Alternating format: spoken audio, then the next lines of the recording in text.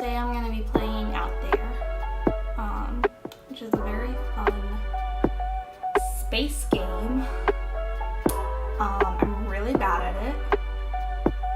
I never make it very far into this game. It's a roguelike game. But it's really cool. It's got a really cool premise and art style. It's really cool, and it's just a very fun, chill game. And I'm still kind of sick. And I want to play something. So we're gonna play this. No cam today because I look like garbage. Let me just double check my audio.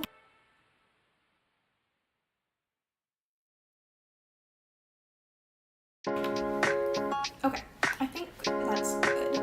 Let me know if at any point it's too loud or too quiet. I'm gonna leave the chill music on in the background, just because that's what I want to listen to,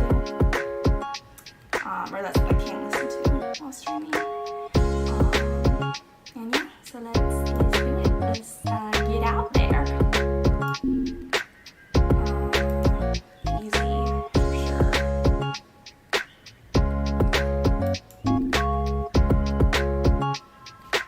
I'm an astronaut aboard the Nomad, passenger on a line that connects Earth to Ganymede, a moon of Jupiter, until something happened.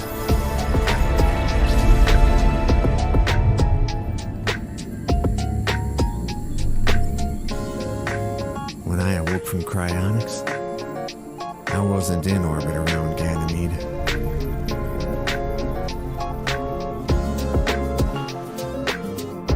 In fact, I wasn't even in the solar system anymore.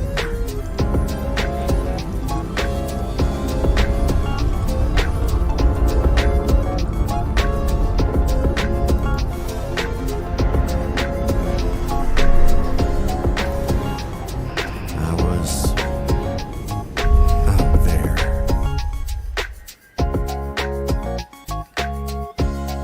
Unbelievable. I see an unknown space station. Is it of alien origin? I may find out there. The music over the intro is really, like two opposite vibes. But probably gonna be watching that intro a lot. Because like I said, I'm very not good at this game. To reach the space station, tap it, then tap orbit. Interplanetary reactors out of order. Oh no! Whatever shall we do? Yeah, thank you. Okay, so basically, for this game, you have hydrogen and helium for your fuel. You have oxygen for your oxygen to breathe, and then iron for your hull. There's also a lot of like different technologies that you can get and you discover as you go throughout the game that then you have to build using different elements. There's 3 types of planets. There are breathable planets that you can land on. You can interact with other species. There are rocky planets where you get things like iron. And then unbreathable planets, obviously, you also get oxygen. And then there are gassy planets where you get hydrogen and helium. There's also things like black holes. There's a technology where you can like mine the sun for fuel. There's lots of different ships. It's really cool. Running out of hydrogen. Okay. You're really gonna make me play for the tutorial, huh? Yeah, thank you.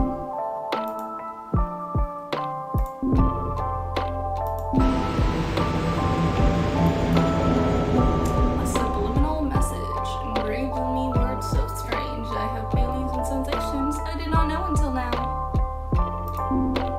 Points me to a star. Does it mean I have to go there?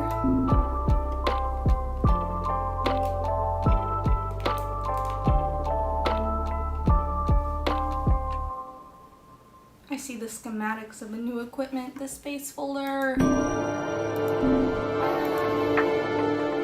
This technology will enable me to travel between stars. I'm going to try to build it with the remaining resources. I think the music's a little loud.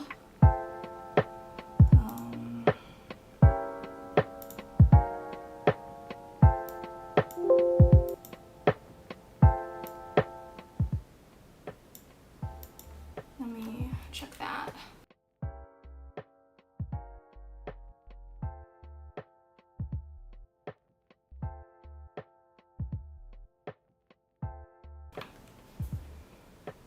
Okay, I think that's better. To our ship. Oh, it requires silicon.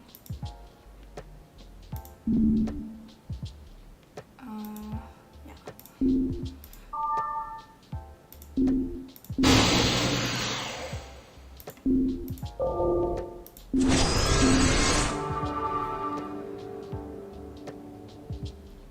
It's working. I can't believe it. Now I'll be able to jump from star to star. The entire galaxy is within my reach. Okay. Yeah, thank you. Thank you. Can I?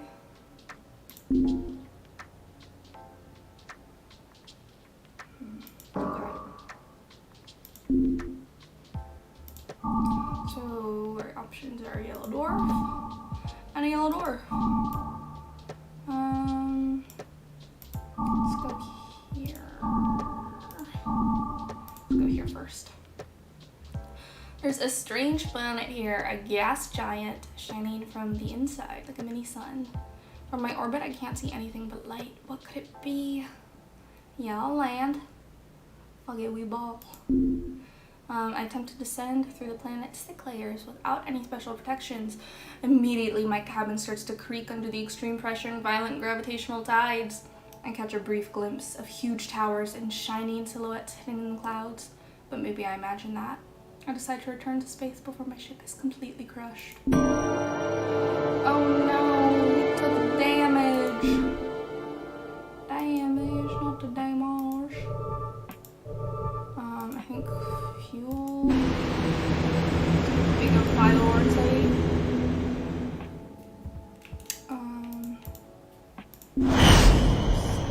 Yes, we got some helium. Give to me.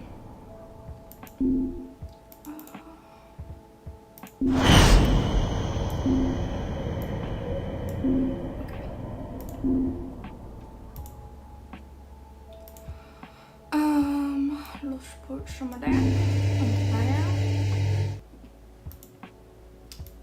And some of that in there.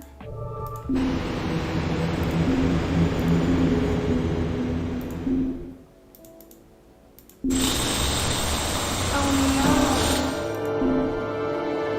Whoa, it smells like my drill.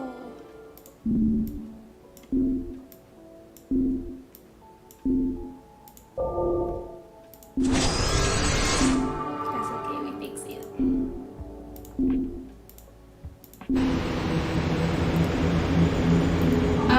Yellow dwarf. White dwarf.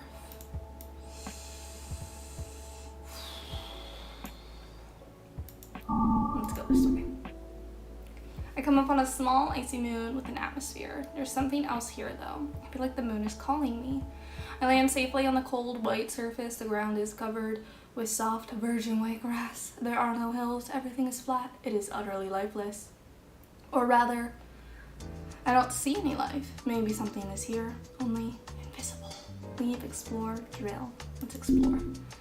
Everything is so dull here. I walk through the field and yell to attract attention. Nothing.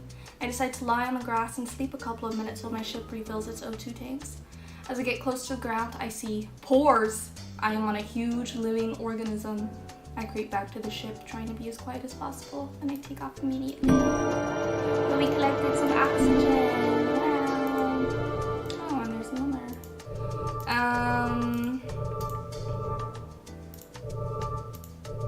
Start here.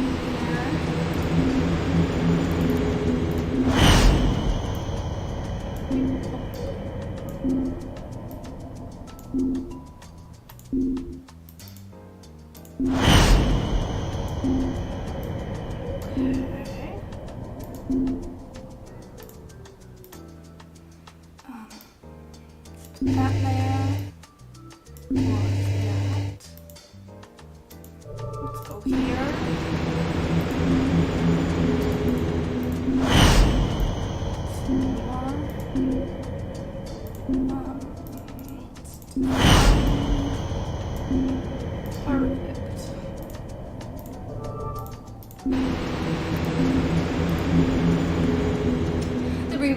The breathable atmosphere of this planet has allowed me to restore my oxygen supply. Counter life. No. Okay. Prove, disprove. Let's prove it. Oh, I don't want to talk to this anymore.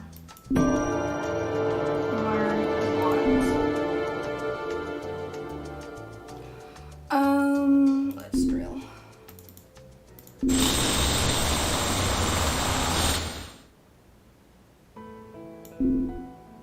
Oh, I for those.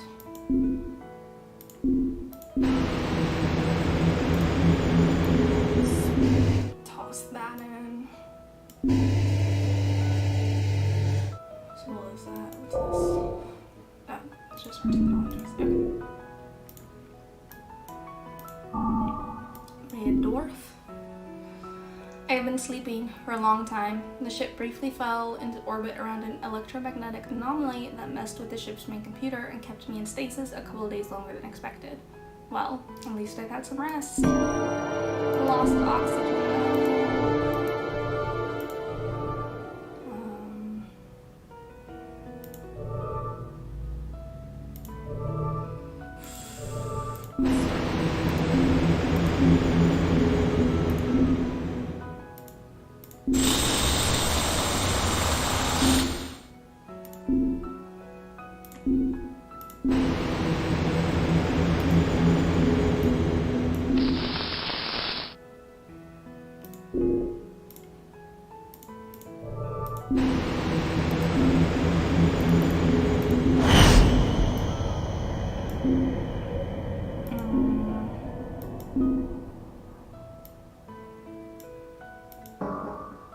I'll exchange it for the iron. Pop some of that too. Some of that. Some of that. A black hole now.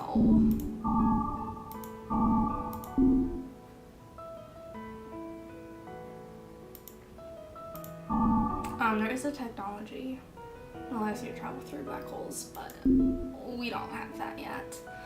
A solar tsunami, a great cosmic wave, a towering curtain shimmering like an aurora borealis is spreading across the system and coming straight at me. What should I do? Change systems right away.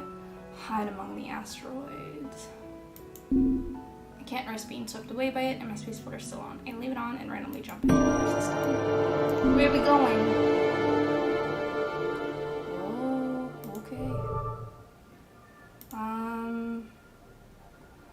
Got a good amount of iron, so let's jump. An asteroid, a small moon, actually shiny like a diamond. Holy cow, it is a diamond. Great, but I don't have any use for diamonds right now. Attached to the moon is some kind of factory and mine. 2 functional monitoring satellites orbit the facility and aim laser cannons at anything that moves. That includes me. Ram the satellites, fly away.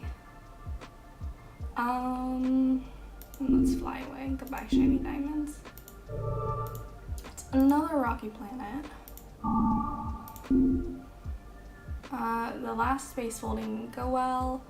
I got too close to a star. Now the surface of a star is not that hot, around 5,000 degrees Celsius, but just below. It goes up to 1 million. I made it out, but the photonic winds have badly scratched my ship. Damage! Oh no!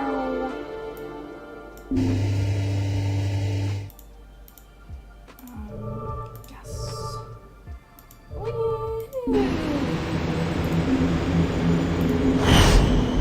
Oh, that gave us nothing. Boo.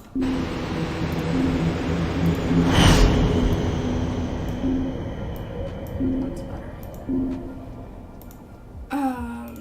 Let's go to the garden planet. Should probably fix our hole first. Thank you.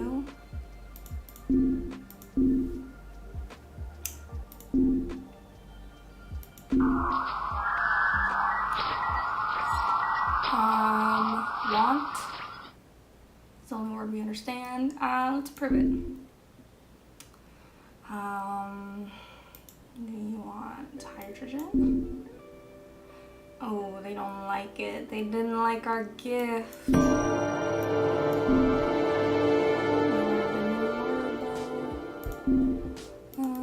can drill. We don't really have any technologies right now that we need anything for. Some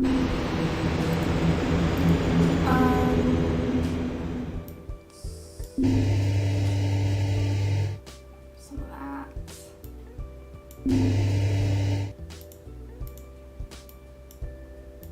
So we can go to supernova or red giant.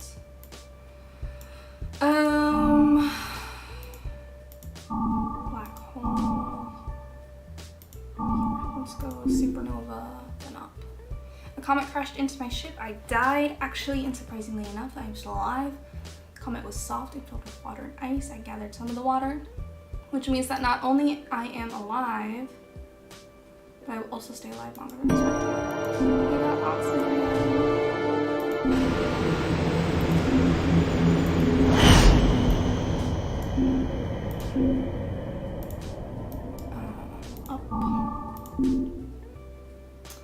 Photoelectric effect. A photon hits a metallic surface and thus liberates an electron. But when it's a blast of gamma rays from a powerful neutron star, the electric surge is so extreme that one of my devices is now completely wrecked. Oh no, our interplanetary reactor. Hey, this might be game over, because we don't have any iron.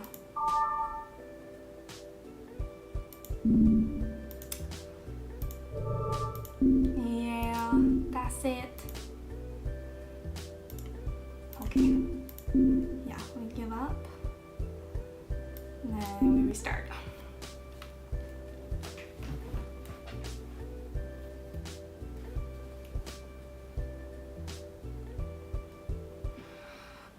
Let's go this way this time.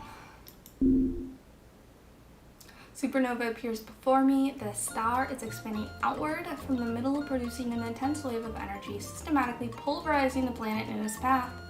I can make out rocks and even stations in distress swept away by the solar blast. What am I going to do?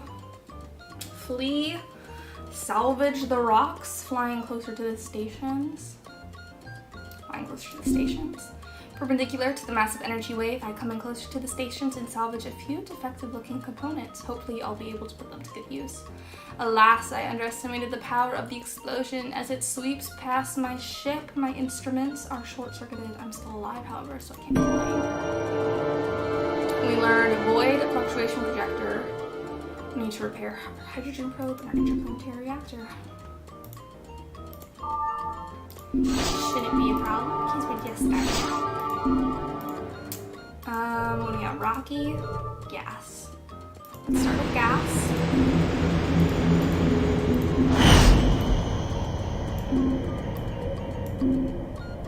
Okay. Let's do another probe at 5. Wonderful. And then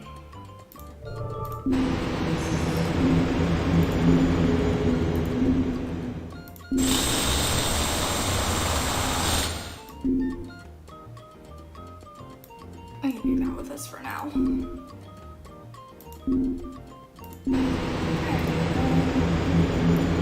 here, we're gonna fuel up. Kind of.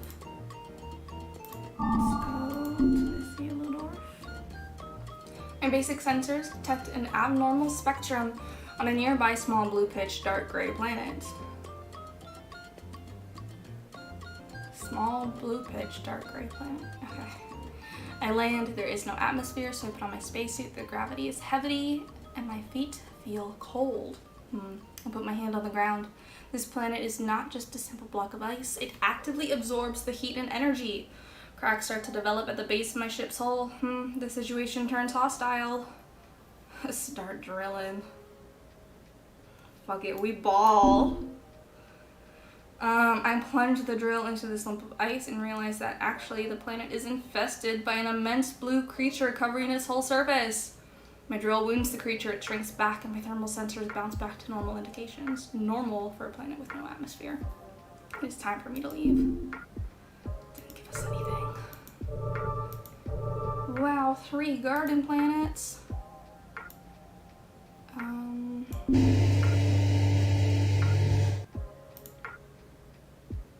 Let's start with this one.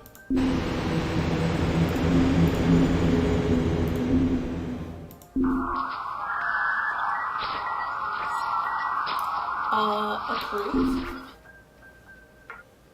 Do you want some iron? Probably not, but I'll give it to you anyways, because that's all I got to give to you. Oh, they actually like it. They like our gift.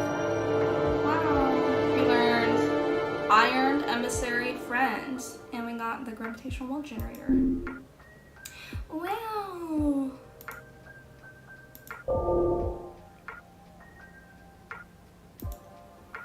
This unbelievable device generates virtual particles. Quantum void to instantly shield the vessel. Okay. This module upgrades the space folder by virtually increasing the mass of the destination star system. Oh, that'll be helpful. So we need CUTH.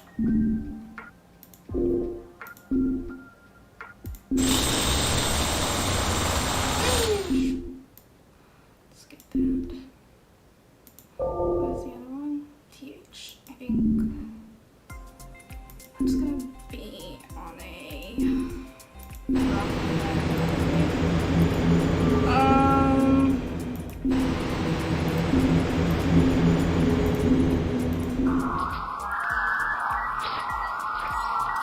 something friend, something,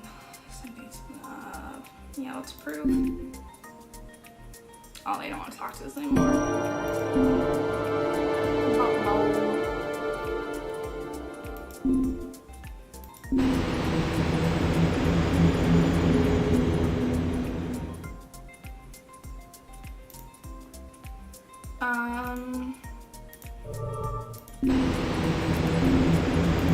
This is probably not a smart choice to blend it on all 3, but I really like something.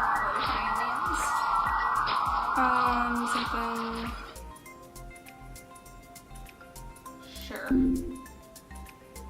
They don't want to talk to us anymore.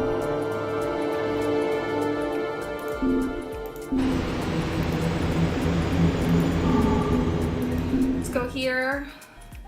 Let's do World War I aircraft pilots and Earth to Jupiter. Space liner engineering crew like myself have in common.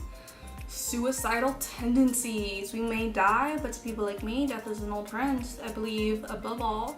And we are curious and adventurous, so greater adventures there beyond death. Another garden planet. That sucks. I would really love to land there, but we need fuel. In danger. Did you know there are clouds in space? Gray clouds of dust, green clouds of hydrogen, and violet ones made of I don't know what. And I'll never know because I just got near one and was struck by a lightning bolt that fried one of my devices.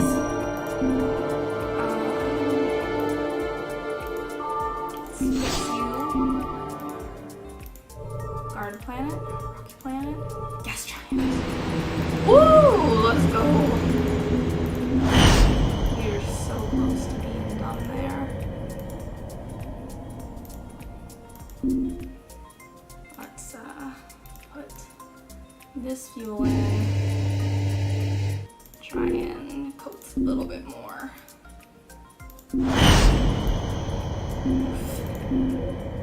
We might still be done actually. I don't know if we have enough.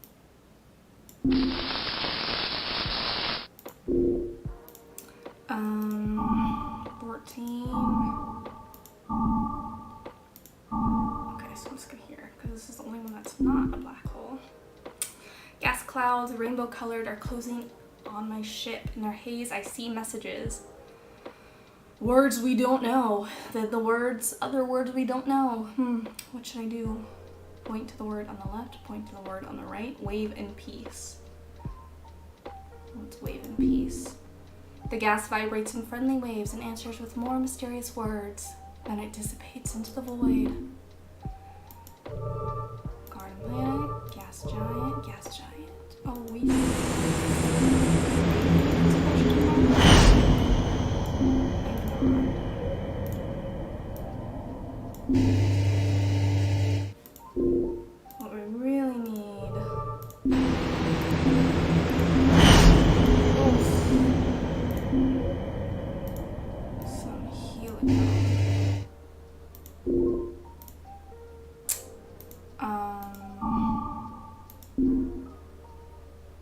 What a strange little monster, some kind of long iron worm embedded in the hole.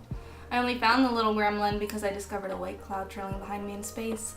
Little bugger ate his way through an oxygen line. Oh, please give me fuel. Please.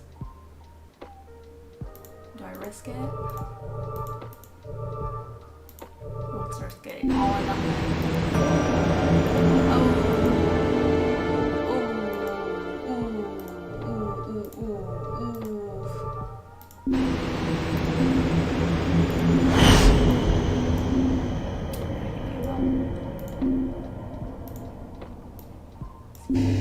All of this. That. This and this. Oh, I don't want to drop that. I want to use it. Okay, there we go. Garden hose.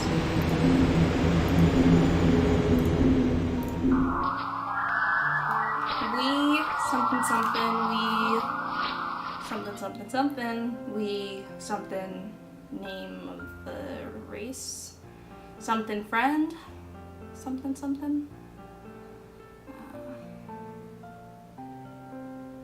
Sure. Ooh.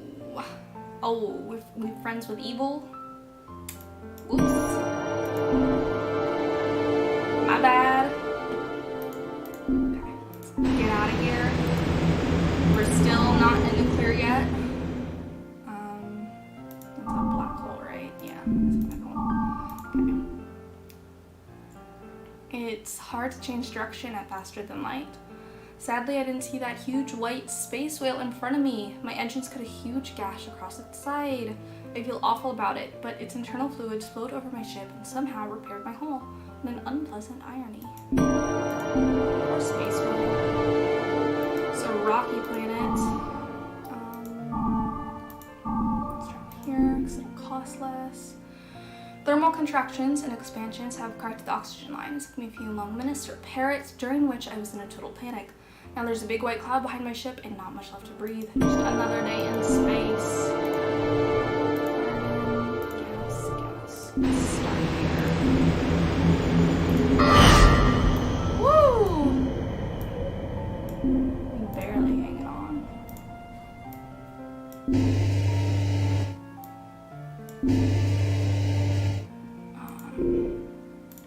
Let's probe again at 5.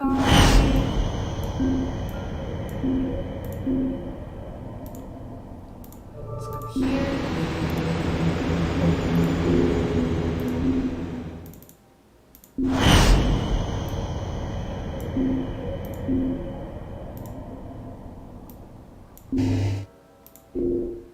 And then let's probe.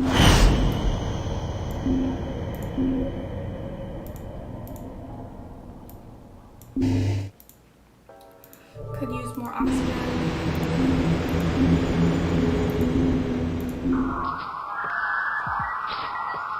The alien places something on the ground and runs away. Sheesh, we got an Omega.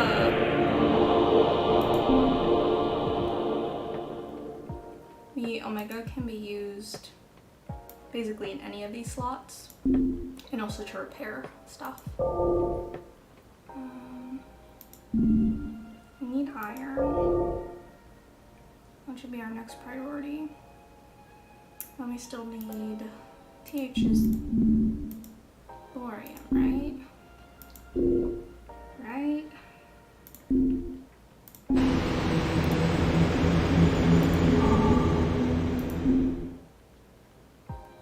Iron termites.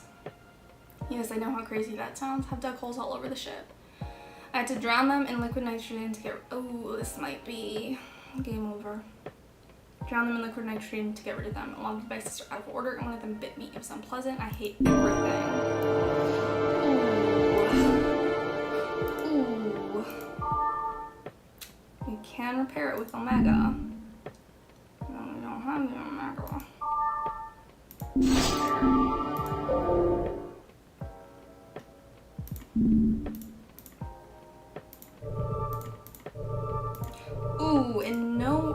rocky planet. So we can't even probe for fuel because we need iron.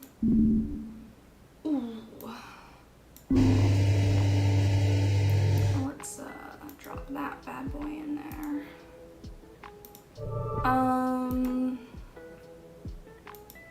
It's probably too big of a risk to land there right now.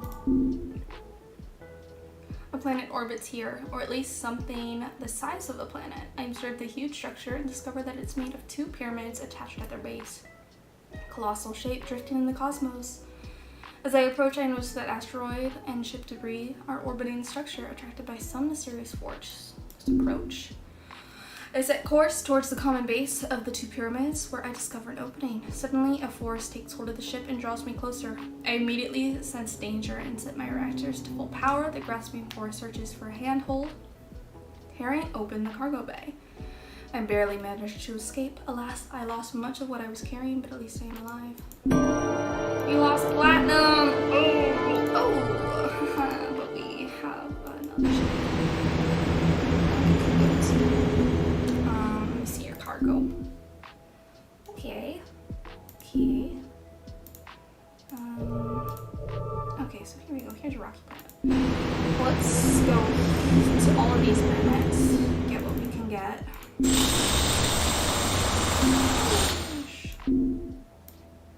Yes, we want all of this. Thank you.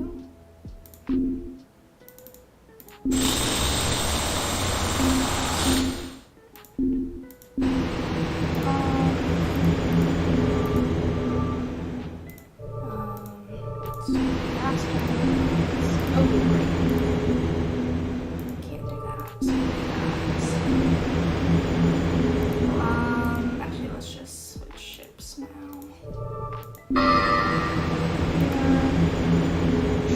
Cargo.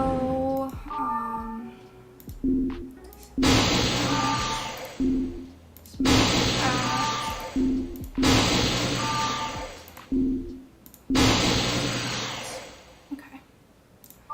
You have a hydrogen probe, planetary reactor, drill, space folder, shield generator, telescope, ultra probe, nice. Void fluctuations, solar sails. That's good.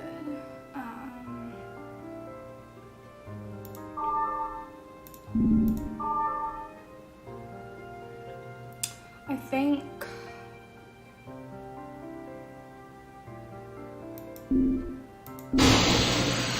yeah, so I would rather have a gravitational well generator.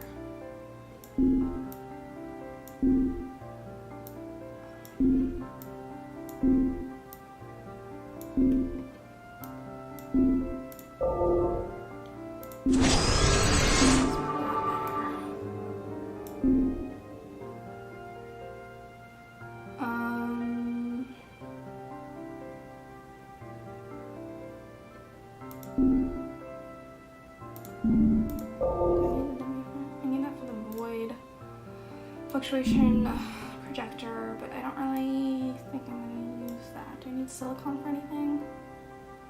I do for the space holder and the telescope if they break.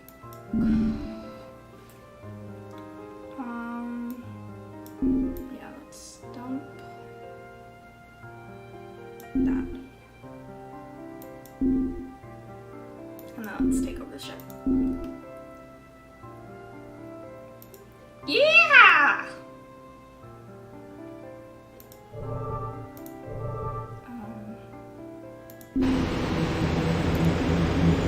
Let's mine some fuel. Let's get rid of that.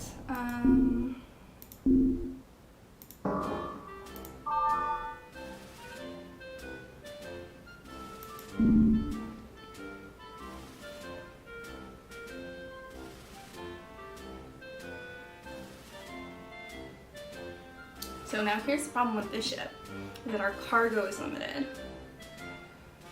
So we need iron, we need fuel, we need oxygen. These are all things we need to build stuff, but we have all this stuff built. Problem is though, as long as these things aren't like taken out of here, which does happen sometimes, as long as they're just repairs only, as long as we have iron, that's fine. I think, yeah.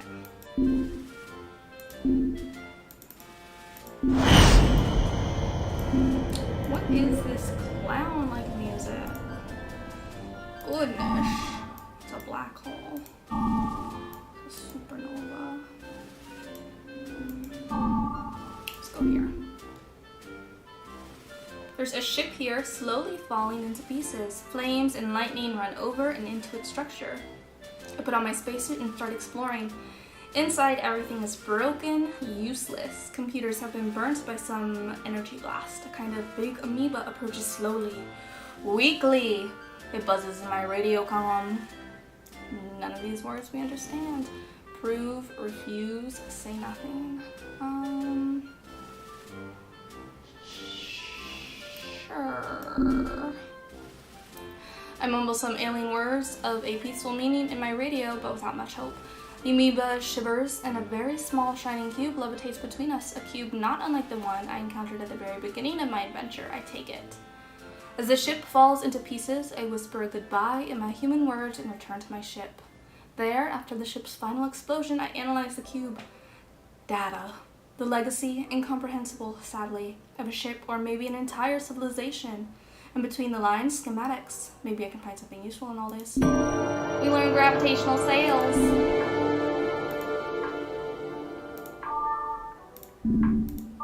We have solar sails.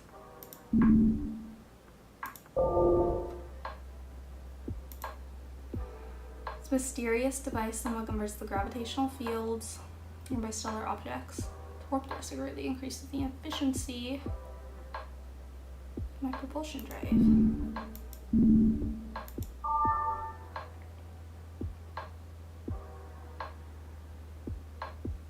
We have solar sails though.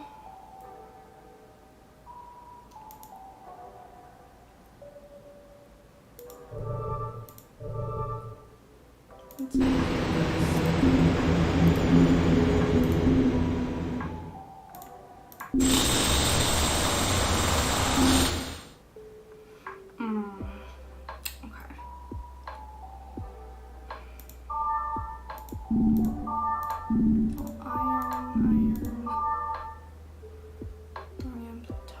Shield generator. Okay, maybe we get rid of the copper. Plutonium in.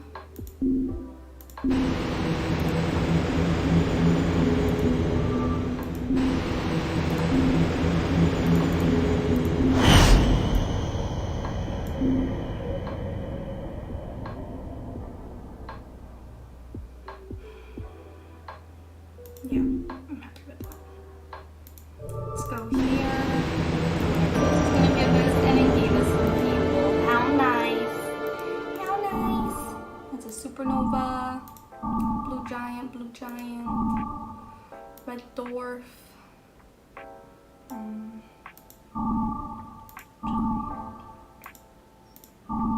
Go to the blue giant.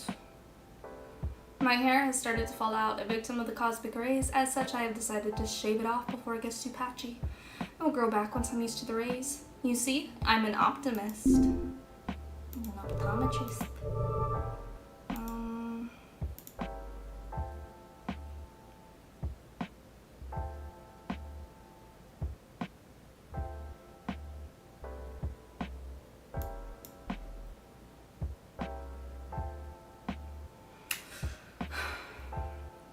I think maybe we keep going. Red door.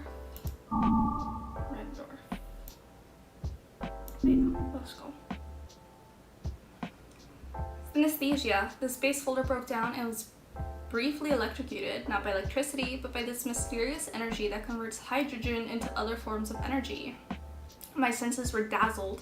The whistle of the space folder exploded in my mouth like spicy caramel, and the light of its pulsating tubes felt soft like cotton. You can't imagine how hard it is to fix anything in this condition. Even now, 2 hours later, I bumped my head, and instead of feeling pain, I heard a choir of angels. Oh, it's another ship?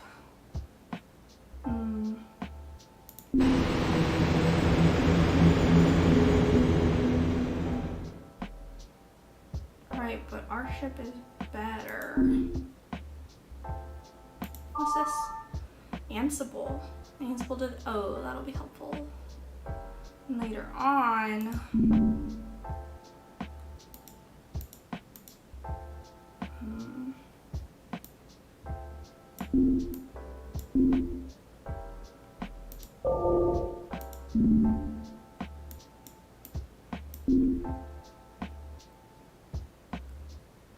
But okay, so this one has more cargo space, has the same ecosystem, but our power and our resistance are both better.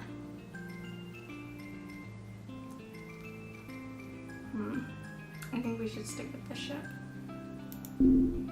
Oh no, don't. I don't wanna do that.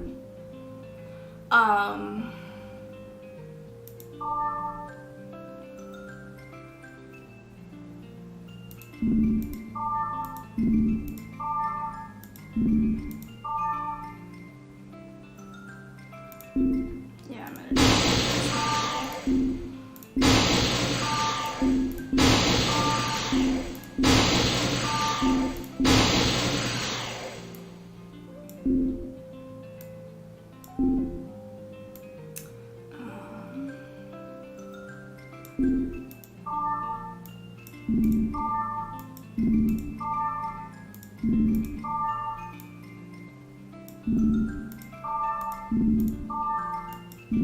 that needs the boring though. Blah, blah, blah, blah. Okay, that's fine.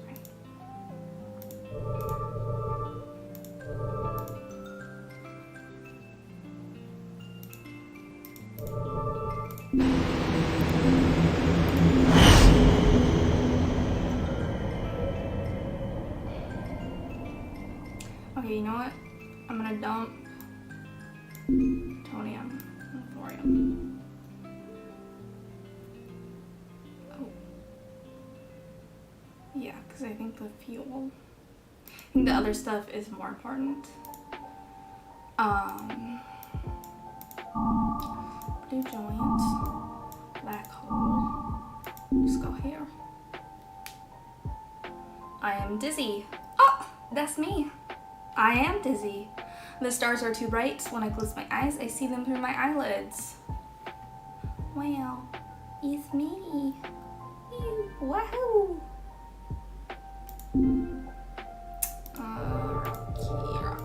Rocky. Supernova, supernova, supernova. 11, 12, 11. New ship unlocked. My ship approaches a huge and strange construction. It's really alien, very different from anything I've ever seen before. Words appear on my computer screen. Words in my own language. Man from the Earth, we are watching you. Your journey is about more than your mere existence. Survive, and we shall open the way to your eternal quest. Come to Star Dickens. There you shall find the answers you seek. Learn subspace reactor. Wahoo! What does this do? This module only works during interstellar travel via the space roller. It's a photonic pressure propulsion device that reduces the amount of fuel necessary to travel through. Blah blah blah blah blah. I think we're good though. like having a ship with a solar sails, I think really helps us out. Oh, let's fuel up. Fuel up this bad boy. What do we have? Rocky, garden, gas. Start here.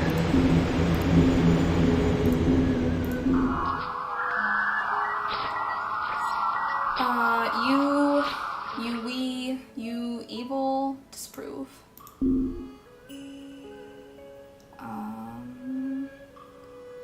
Omega. So they're gonna give us Omega. And give them the right thing. Do they want iron? Do they want hydrogen?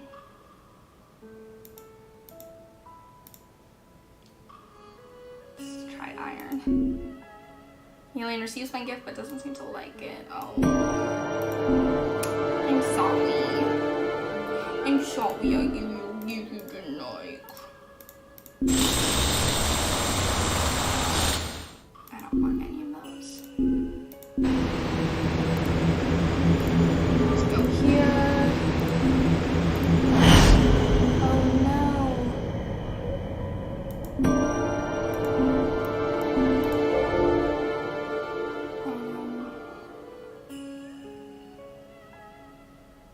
Oh, our Ultra Probe was destroyed. Shit.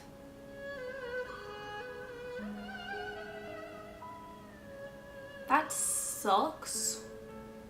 Because we don't have that as a technology. Okay.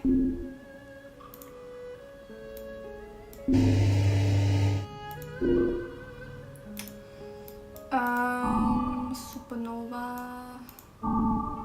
Red dwarf. Red giant. Let's go. Red giant. I have 1 cubic meter of rations left. It was intended to feed a whole crew, but now I am the only one left.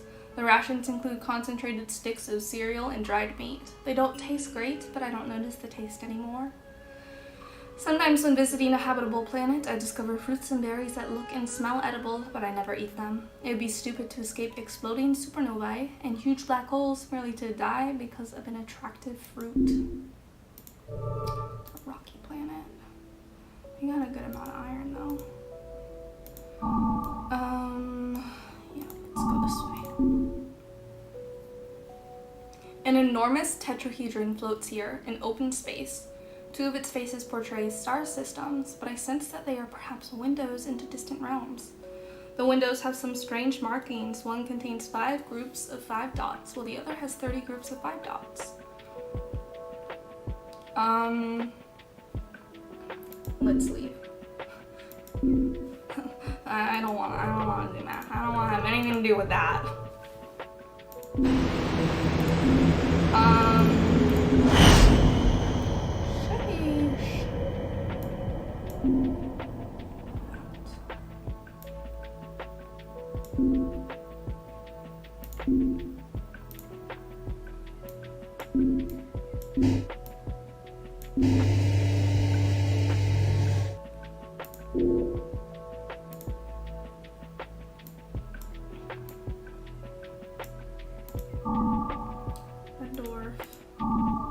Neutron star, black hole.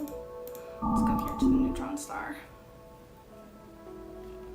A space battle. Well, at least I think it was a battle.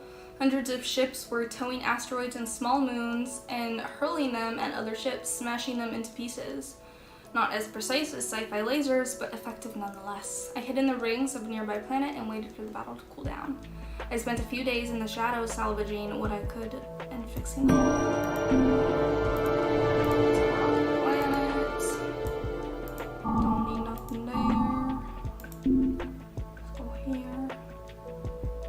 I land on a planet with no atmosphere and discover a ship half buried in the sand.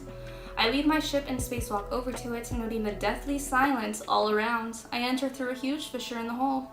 Everything inside is in ruins, and starlight blinks through numerous cracks. A flash catches my eye, and I look up. I see, oh my god, a meteor shower about to assault the planet. I don't have much time. Leave immediately. I dash back to my ship and strap in amid a hailstorm of meteoric iron. From the safety of space, I watch as the surface of the planet is peppered with thousands of new craters. He's a guy.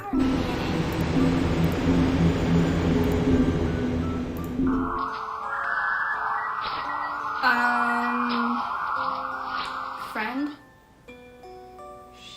Sure. Do you want iron? Oh, they don't like that. Oh, they say we love you. They love us. They didn't like our gift, but they loved us. Wow. I don't want any of this. Where's my gold? Give me the gold. Need it to repair a thing. Gotta go here. Okay. I only spotted the black hole at the very last moment, hidden in the outer edge of the star system. I went full throttle, but it wasn't enough. In the end, I had to eject quite a lot of tonnage to reach escape velocity. I don't have much left now, but at least I'm alive. Ooh, we lost 5 iron. Gas. Yeah. Only 5? Well, I guess that's better than getting fuel at a loss. Let's use some of that though.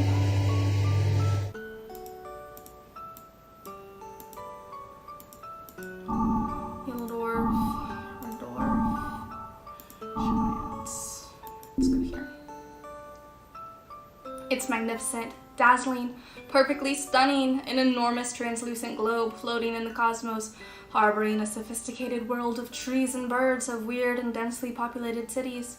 But the world is dying. It seems cold and gray. The tank at the base of the globe has only a few swirling drops of omega left. The fuel that keeps the amazing ecosystem alive. Admire it. Take the omega.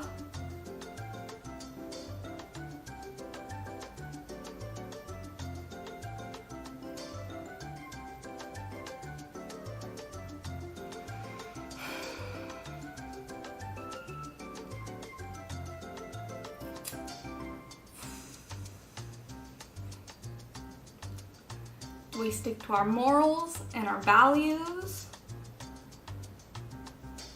Or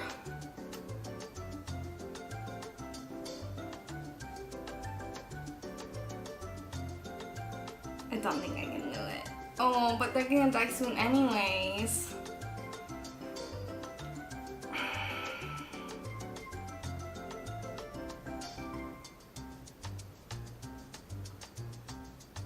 Admire it. I coast slowly over the wondrous place, its strange inhabitants watching me as if I were a comet or an omen from some scornful god. I fly away, wishing them well.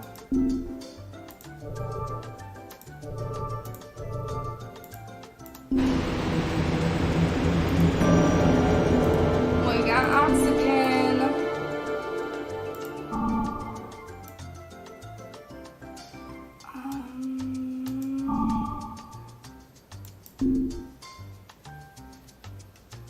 The cosmic rays from a local star were bombarding a powerful magnetic field, creating an open space in Aurora Borealis as big as 1,000 suns. I was enthralled by the unspeakable beauty of this giant and luminous arc. That was until I discovered that the magnetic disturbance had erased entries in my database. Oh no, oh no, oh no, oh no. We lost gravitational sails! No!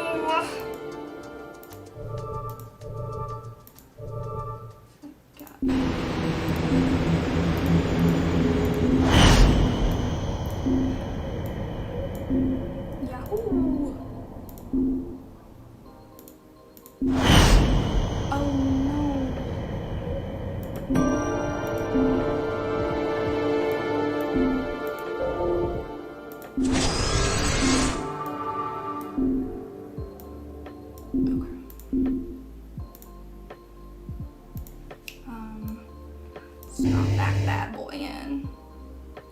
Helium's more important than hydrogen.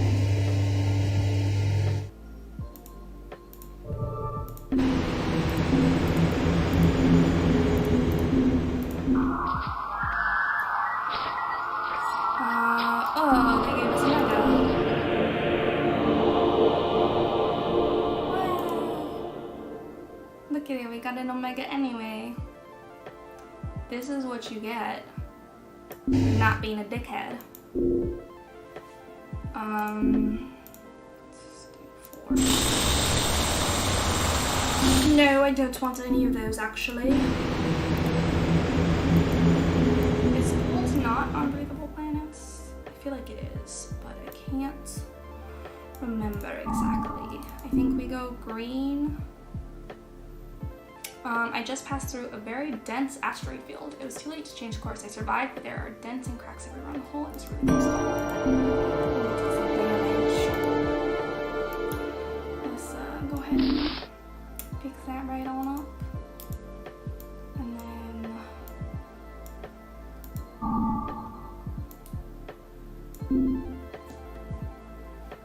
a small spot was shining far away, a comet. It was coming fast, straight at me actually.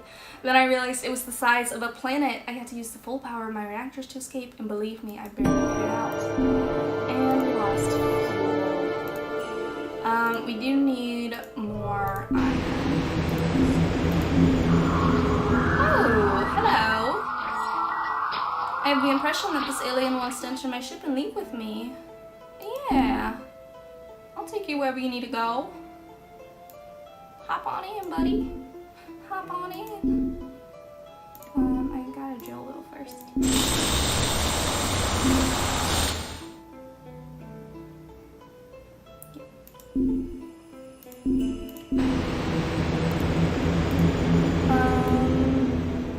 Where do you need to go? Oh, goodness me. You gotta go way back, huh? Okay, buddy. I'll take you there, but,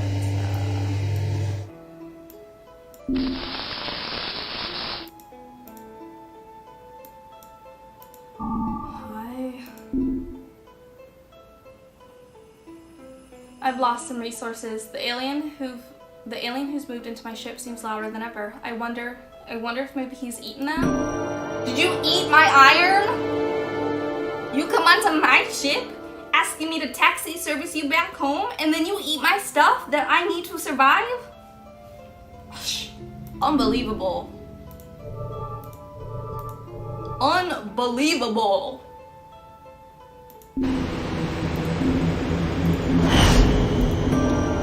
Alright, again.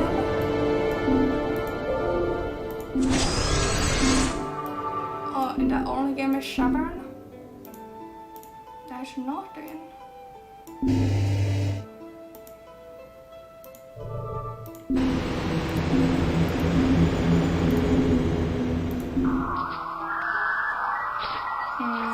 I'm gonna give this another mega. Don't mind if I do. Oh, God, you way back there, buddy. How'd you get all the way out here? The alien gives off a strong smell that reminds me of gas. I feel like I'm living with a giant cow in a confined space. Finally, I realize that it's methane, and methane means hydrogen. I'm going to manage to salvage a little. Thank you, my little ET cow. That seems rude. You calling me a little ET cow. Gas giant.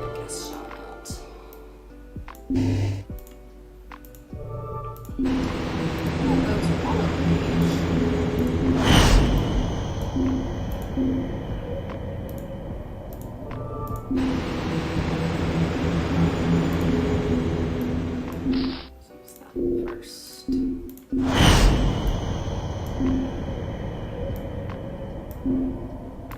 That's more important than that. And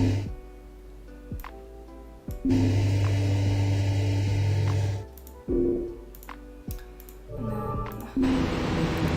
let's go here. Meet some people. Wow, pretty. That's really pretty. You love?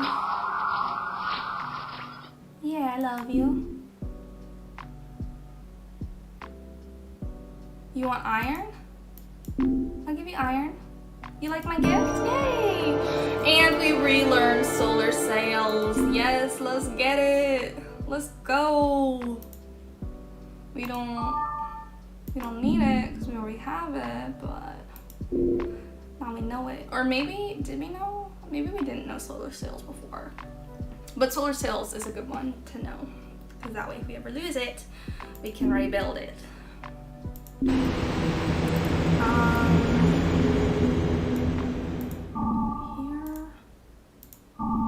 Here. Let's go here. Well, that was strange. I came across a hydrogen cloud, some kind of mini star that never fully ignited. I gathered a lot of fuel before leaving it behind. Wow, we got some fuel. And we found a ship. New ship unlocked. Drifting around the star, I discover an abandoned ship. A meteorite has pierced a gaping hole in the hull. Its inhabitants are all sucked away. Ooh, they drift around the ship. But it's so horrible. But thousands of dead humans floating around the ship. This means that while I was sleeping, my people have conquered the stars. Finally, we can be reunited. Agitated, I searched for the databases, but everything is written in an obsolete language I barely understand. All I could learn was that they had fled from a terrible enemy and that they were going to an isolated system, hoping to find a habitable planet. I have found the system's coordinates. If these people are still alive, I could...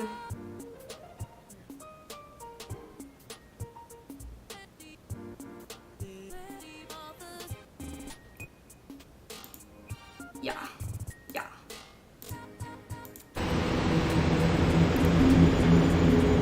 Look at all the little people.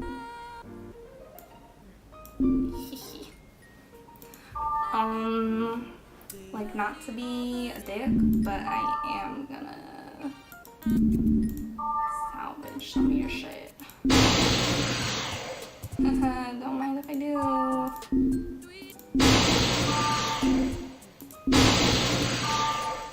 I don't need silicone right now, I don't think.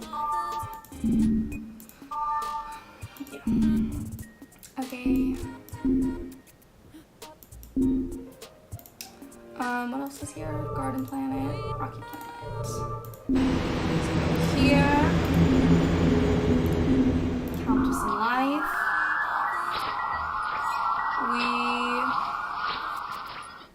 We love you. You friend? Approve. Yes, I am friend. I am friend. You want... Well, I don't think you want iron, but I'll give it to you. Yeah. Me love you. I love you too. I love you too, Ilgamal. I'm sorry I didn't have what you wanted.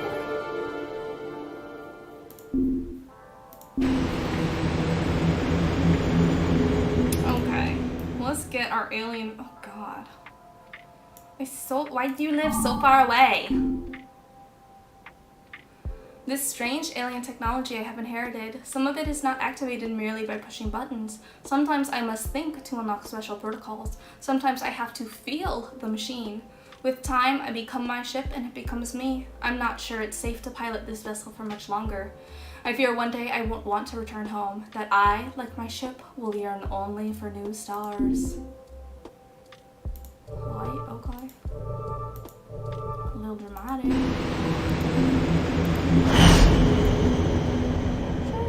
Let's go. That's more important.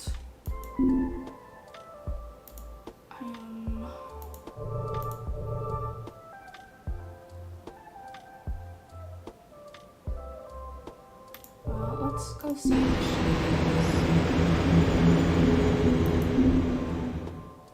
Oh, look, it's more dead people.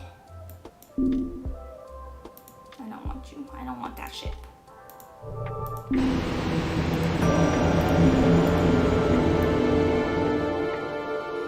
Buddy.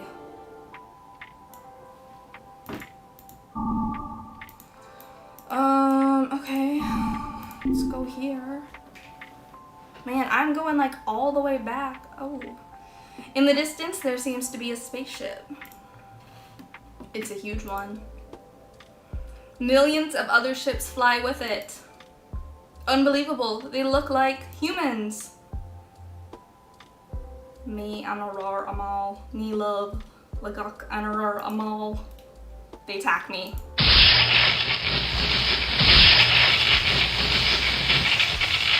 I wake up several hours later.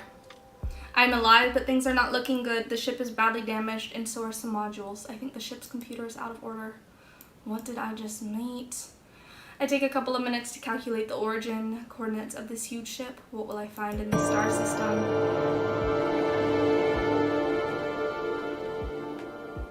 Are you kidding me? Are you kidding me? We lost our alien! Bruh, I've been traveling back all this way just for you, and then you go and get lost? Oh, and we lost solar sails? Man. Man. Man.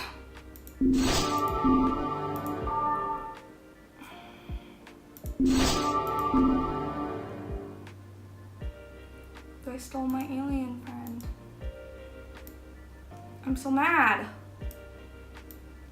Bro, I traveled all this way for you. That's so rude. The disrespect. You might think it's cold in space, but the cosmic rays have actually warmed my cockpit to boiling temp. And sweating in here isn't a great idea. It doesn't drip, it just flies around in little pearls, creating a dense, smelly fog. I should really land somewhere so gravity can fling the sweat properly onto the floor. That seems like a slipping hazard. Rocky planet, gas giant. I think we're good for now. Oh, I don't want to go to a black hole.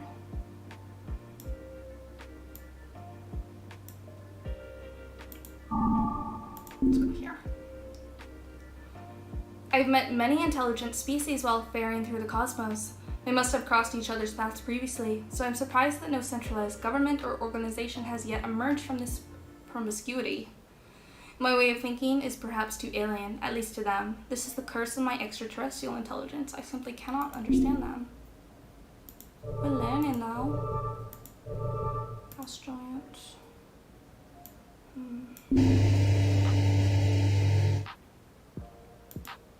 I mean, I think we're okay for now.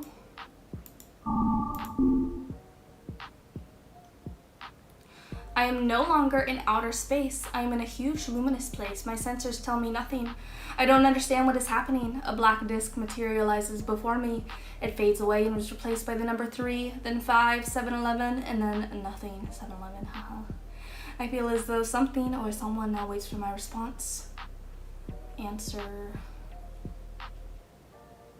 Oh, God. 3.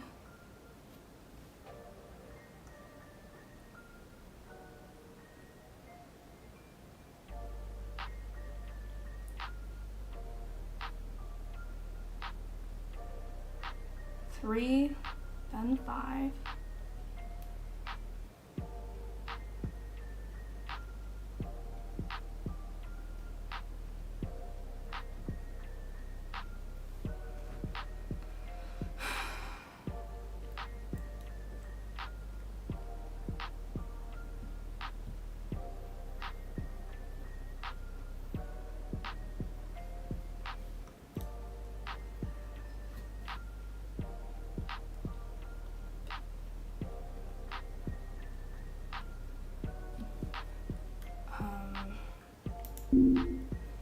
I answer by flashing a beam of laser light to indicate numerical values. The encompassing bright light suddenly fades, and I return to normal space, and then my fuel gauge begins to plummet.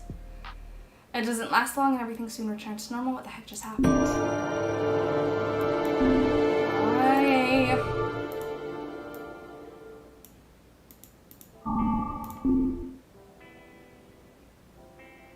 I now understand how vast the distance between stars. There is equally as much void between them as between atoms, and between those opposites, an anomaly called life struggles to survive.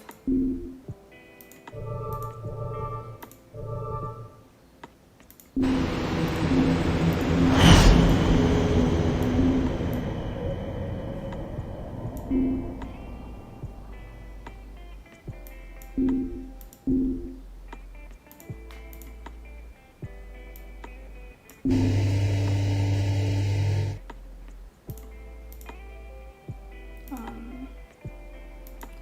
could use some more iron.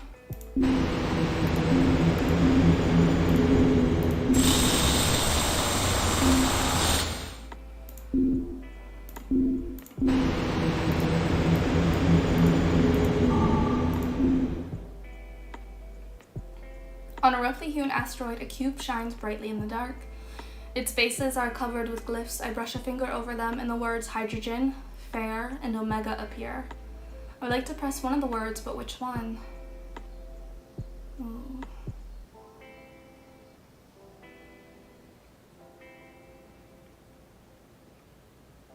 Hydrogen. I press the glyph. The cube sinks into the ground and a couple of small metal tanks appear. Hydrogen! My lucky day! I try to reactivate the cube, but it doesn't respond. Well, at least I got something.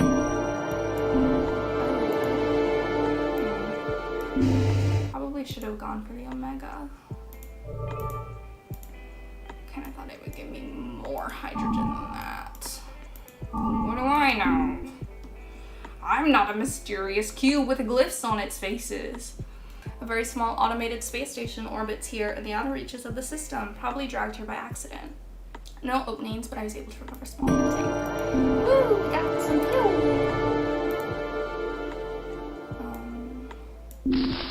Let's use that.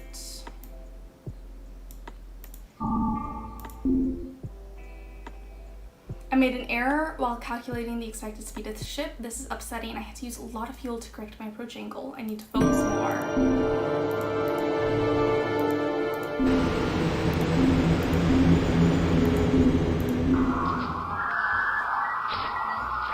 We fear judges / architects. We fear, you evil, you mal, disprove. I don't think you want iron, but that's all I have to give you. Me love you. I love you too, Belbata. I love you too.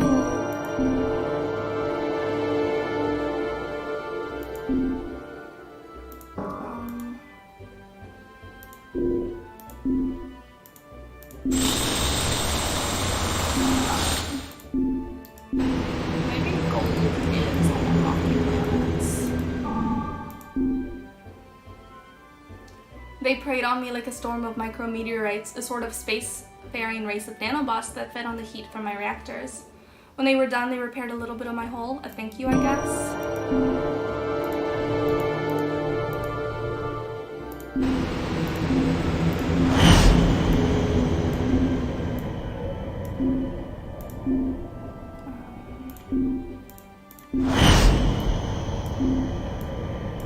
Wonderful, wonderful, wonderful. Drop that bad boy in. Drop that bad boy in. Bada bing, bada boom. Could use more. More iron. Oh, there's an otherworldly shining rock. It's the component of an alien spaceship. Maybe I can do something with it. Learn stellar embryo. What in the fuck?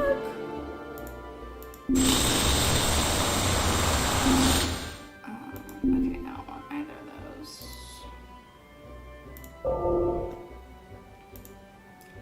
It's beyond imagination. Using the power of genetics, the entropic analysis of my thoughts and quantum entanglement, this module is intimately linked with its maker. It creates a complete clone of me at the moment of its activation, a clone who will awaken at the moment of my death and continue my quest. I should store it in an empty ship in case something happens to me. Have I found the secret to eternal— Wait, the fuck? That actually kind of slaps. Okay, so we need hydrogen, HF, and carbon. Oh, don't mind if I do.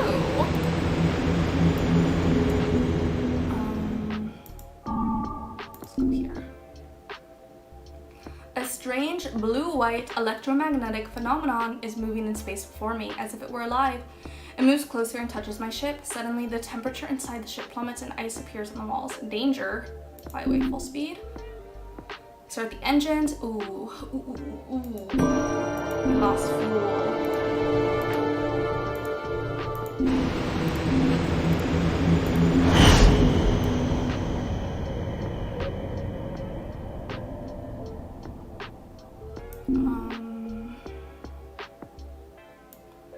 This is more important than that.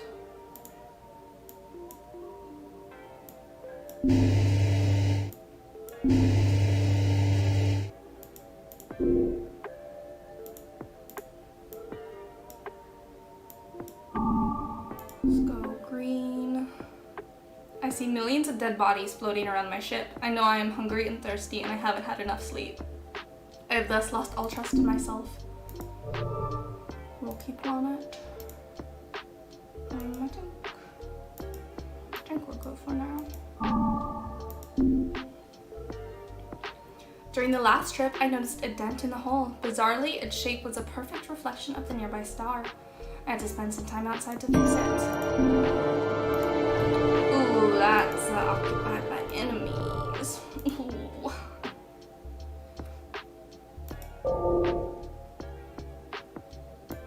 Carbon and HF. I think those are found on breathable planets. I think I'm good on fuel for the moment. So I should keep going. A space station not unlike the one I explored at the beginning of my adventure, but it seems to have been shut down a long time ago. Asteroids have penetrated the structure and now float around the inactive cube. The only sign of activity is a faint blue light on some circuitry. I investigate closer and see that I can activate a circuit named Technology, another named something we haven't translated yet, and another named Star Iron. Star Iron. In perfectly intelligible words, I hear the following message. They call themselves Death. They left our elders. Their emperor ordered them to ravage every planet and system they found until they reached their new home. But they never will. We had a home, but it was stolen from us. And the cube seems to shut itself down forever.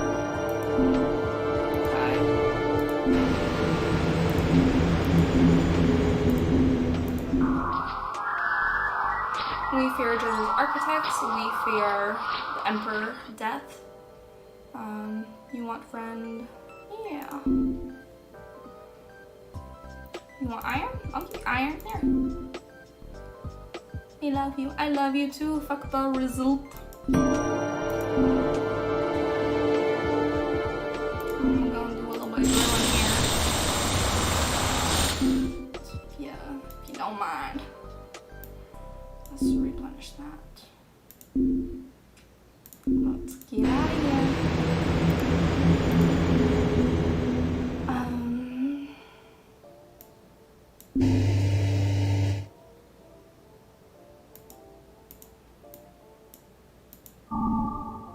It's a black hole.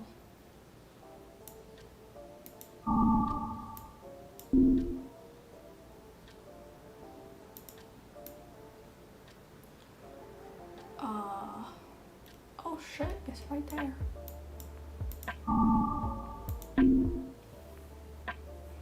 While lingering on this tiny cramped ship where I get little physical exercise, I often wonder, why not give up and settle on the first garden planet I come to?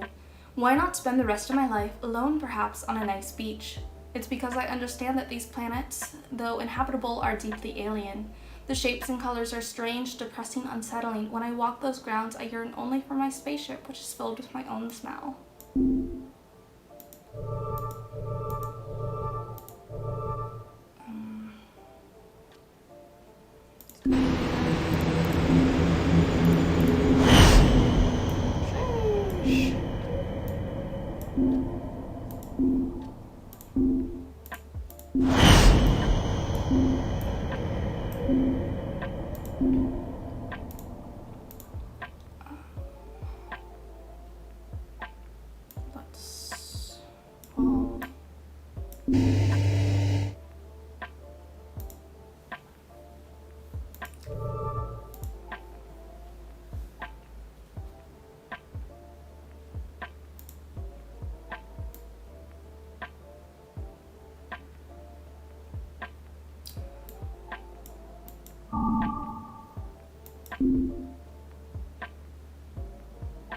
The gravitational waves in this area have played havoc on my equipment.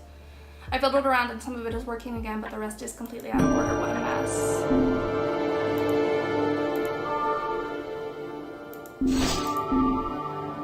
Repair that.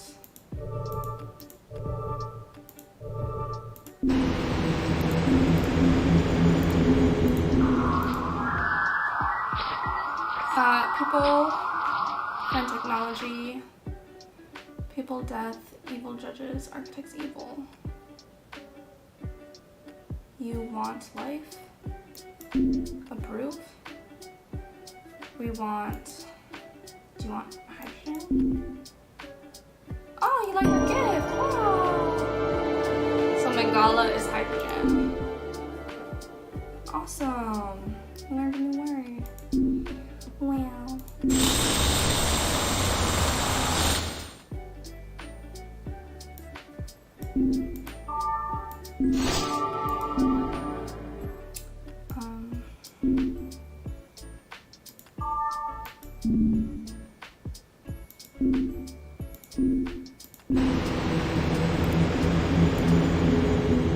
Okay, so that's there, but we don't have the reach to get there right yet. So maybe if we keep going down, we can loop back up.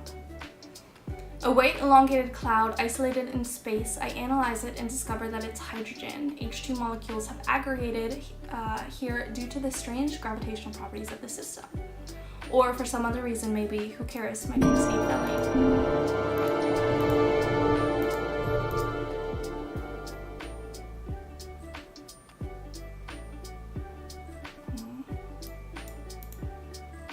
Let's keep going. It had appeared like a ruby in space. I fly over a small moon alive with intense volcanic activity. It is red with lava other than a few isolated dry patches. I spot a block of Omega floating to the surface, indicating incredible telluric activity, but can I risk going in any closer?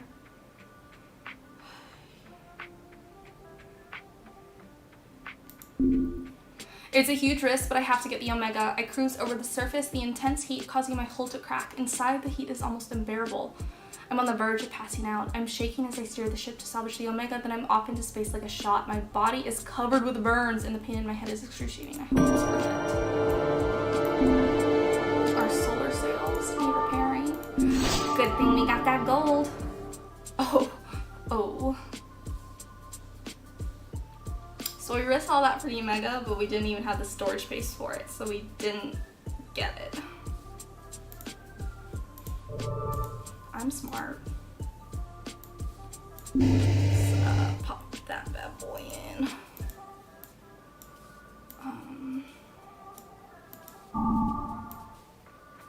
Sure. I have to think fast. The nearby star is on the verge of drowning the entire system in some kind of solar eruption. I can protect my ship either by hiding in the shadow of a small artificial moon or at the heart of a dense asteroid field. What should I do? Hiding the asteroid belt? The asteroid belt is dense enough to offer good protection. I take some small damage from collisions, but otherwise I fare pretty well. That was close.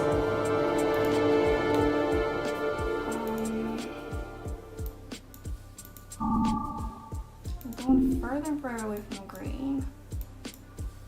I'm concerned that all this solitude will make me difficult to live with. To maintain my social skills, I can busily enlarging my circle of imaginary friends. Okay, buddy.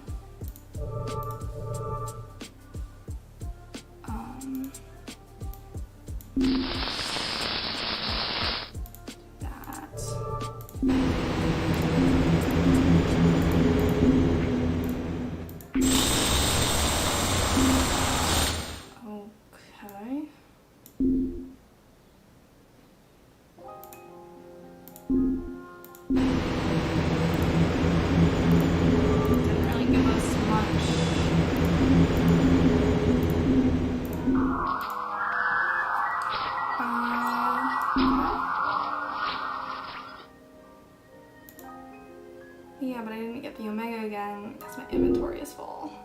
Okay, let's go see what this shit is. Oh, Oh, so you have even less cargo than what I have now.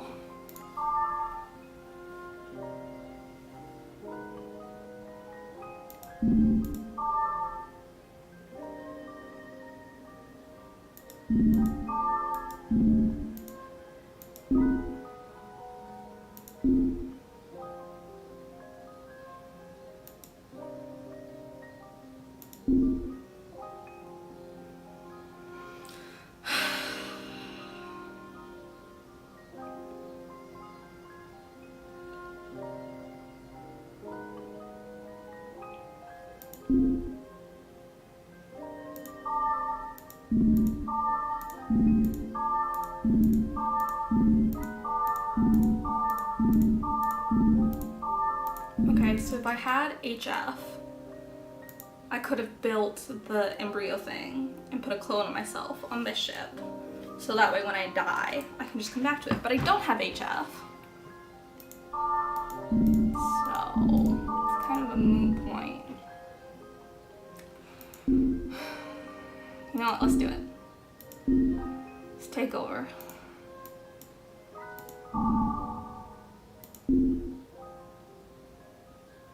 So, I'm landing on a sandy planet in the center of the crater where I have detected deposits of mineral resources.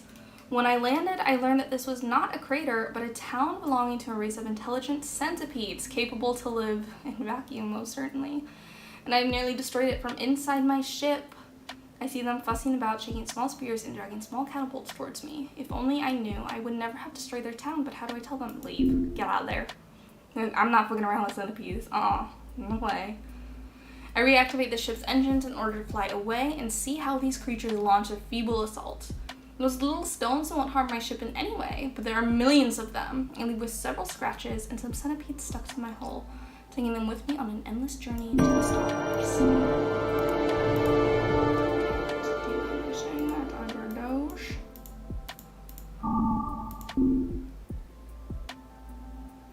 There is but one thing that makes me cling to life, the will to find Earth again. Sometimes the will fades, especially when I meditate before the stars and I find myself enjoying this life of travels. In those moments, I feel that mankind isn't that interesting and that Earth is just a dusty rock. But I must maintain my grasp on this one goal. Without it, I fear my end would come too soon.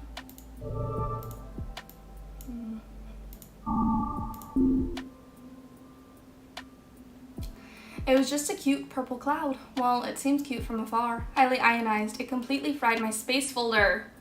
It's dense and it continues in all directions. What should I do?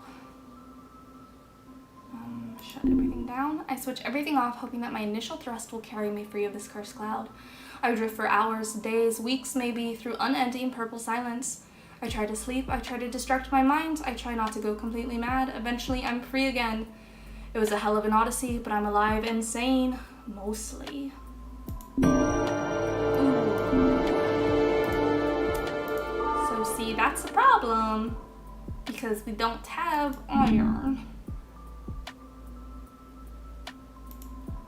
They don't stink. Yeah.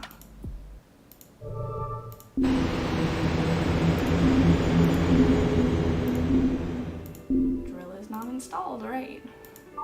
Forgot about that.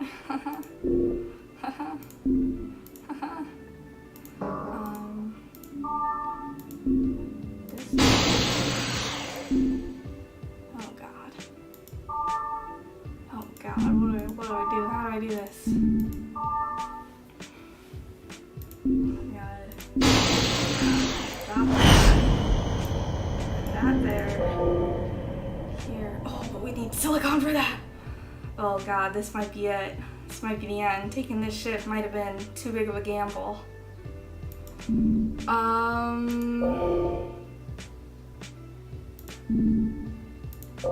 a drill. Can we build a drill? No, we need poor iron for that.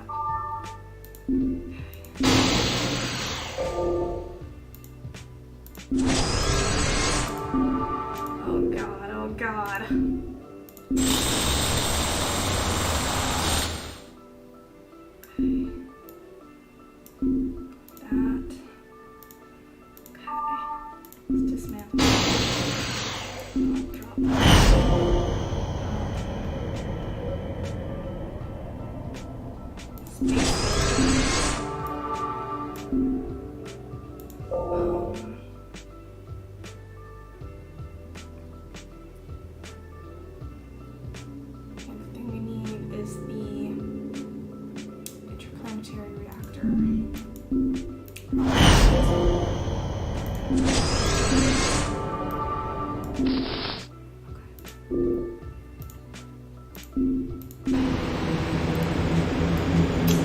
Oh, and we can't even go anywhere. Alright, it's time to give that run up.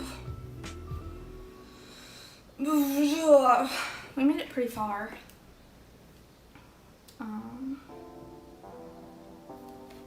think for the green, if I had gone a different route earlier up, that maybe I could have made it there.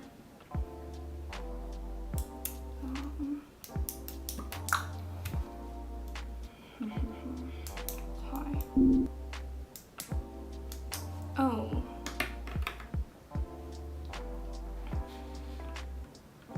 Wait, just a second. Yeah, I want to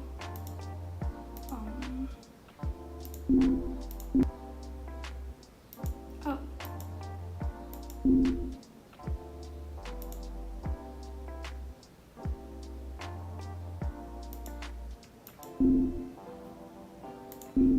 Yeah, I want to start with a different chip.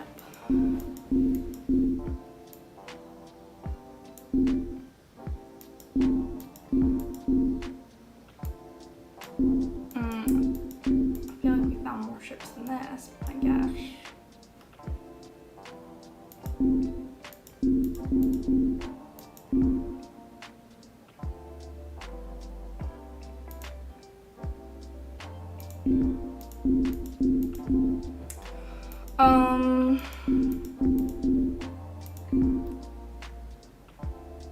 I think the greater power is more important. And I'm an astronaut aboard. Where hopefully at the start we can just jump as far as we can and then get into a new ship. So I think that's what I'm trying to do.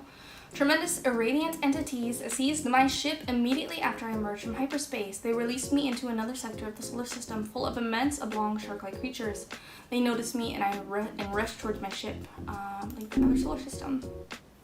I immediately left for another system. I shudder thinking of what could have happened next. Was I meant to be the meal for the family of stellar deities or just a toy for their amusement? I'm warped. Just right there.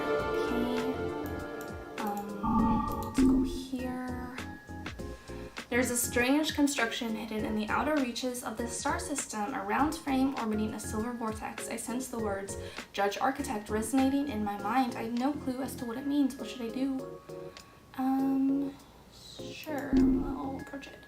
I move closer to the vortex. Suddenly the thing probes my data stores and it's modifying them. I pull through the system and find that some of the important blueprints have been removed, but it also seems to be at it.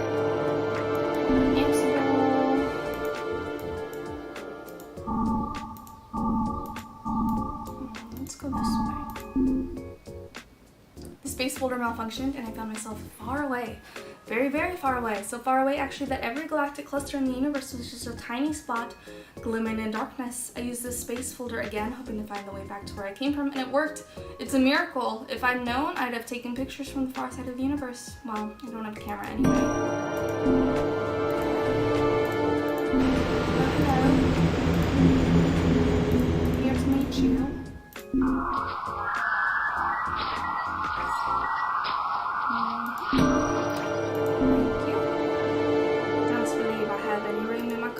For that, but thank you anyway.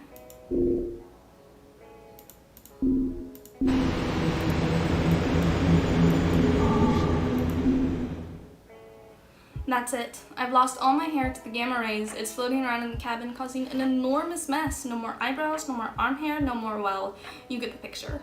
And to think people on Earth pay for that, I feel like I'm just a big smooth egg.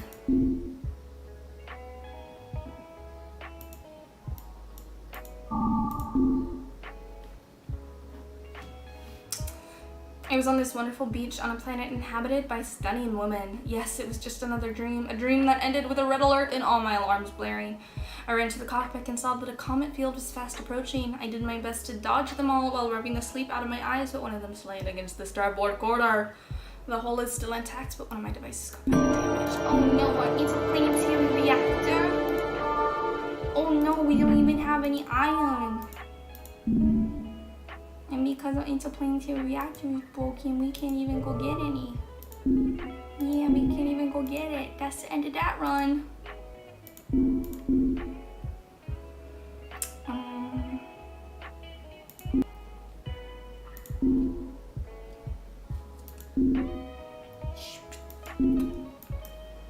So maybe don't start with that one. Maybe.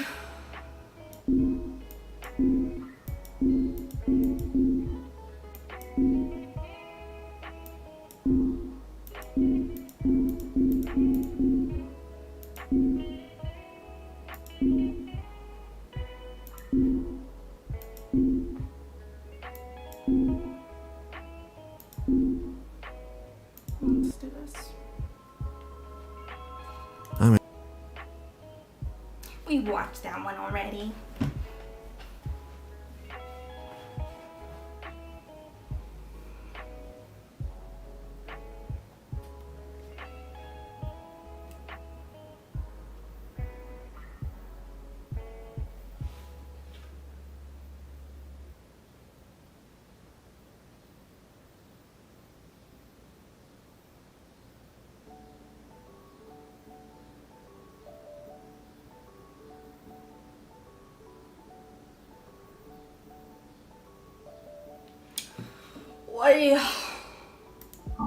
Oi, Mr. You me dad? When I dropped out of light speed, I found myself directly on course for a small moon, and there was no way to change course fast enough, but I didn't hit it. I went right through it. It was a giant ball of liquid helium. I rocketed back and forth. I can't read. I rocketed back around into its orbit and saved off more fuel than I could ever use. That was some good luck. Wow, look at all that fuel. Look at all them chickens.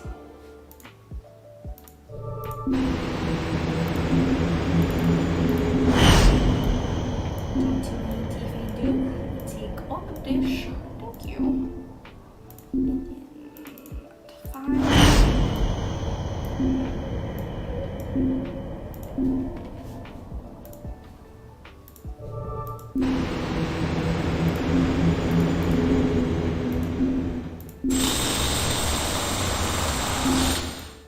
Sure, why not?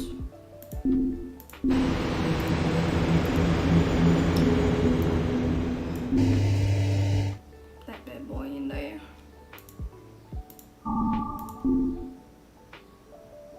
I don't really know where I am going, where my jump will send me. If I arrive too close to a neutron star, oops, haha. And that's why I record my log entries before the arrival. And then you say that if I jump into a neutron star, nobody will be able to read my log anyway. Well, screw you. You're not my dad. Don't tell me what to do. Have I?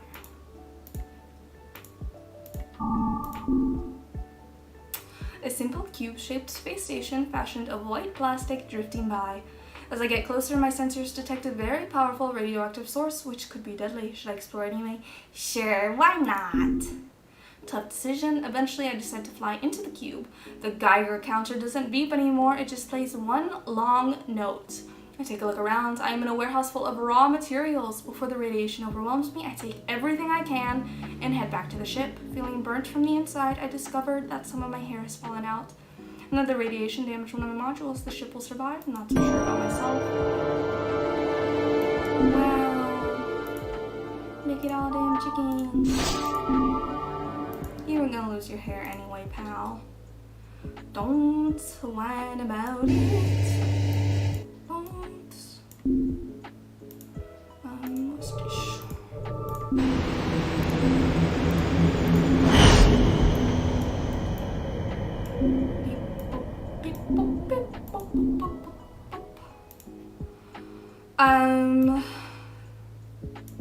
Let's see, hold on, let's go. No, I don't want to go there, do I?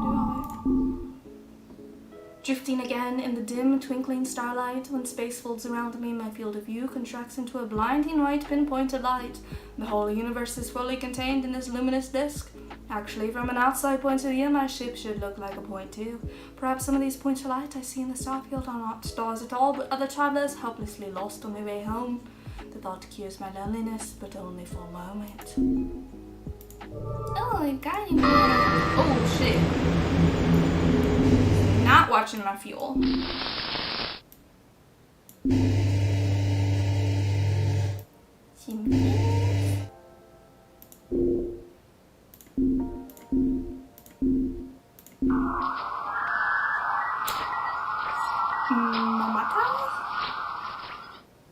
Sure. Oh, I didn't want to talk anymore.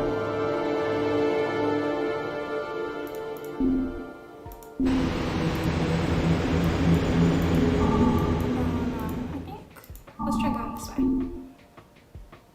So there was a surge of pressure in the oxygen line. Everything turned red.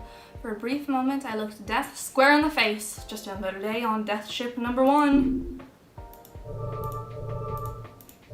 What you got for me?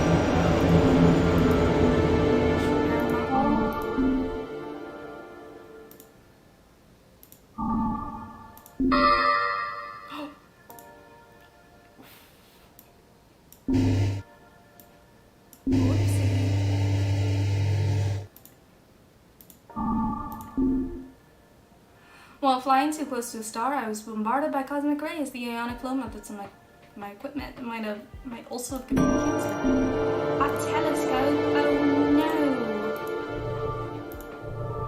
Oh, I lost it.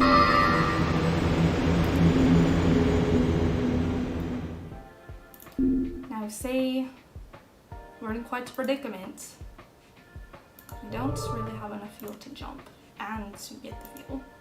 So we've got to take up the ship anyway.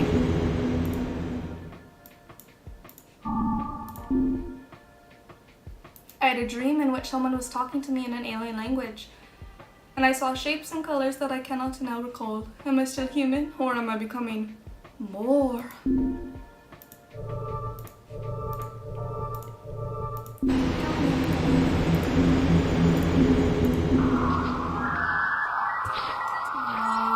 Sure. Oh, you don't want to talk to me? Fine, I don't want to talk to you either.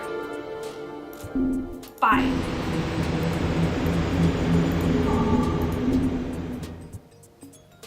This off-orbit gray planet with inclusions of violet is cold and rocky. Human-sized constructions, houses carved in the rock, occasional tissue scraps waving in a precious oxygen breeze. I should refill my reserves. It all looks oddly familiar. And then I see a temple carved in rock. My god, these columns are so familiar. It looks fragile. Inspect the temple interior. Here lies a half-buried spaceship, an ark that used to house the settlers that came from the mother planet. Nearly everything is broken or destroyed, although it is clear that this place of worship was very popular long ago. All of a sudden I discover a weird module which I could reproduce on my ship. Looks like its purpose is relocation.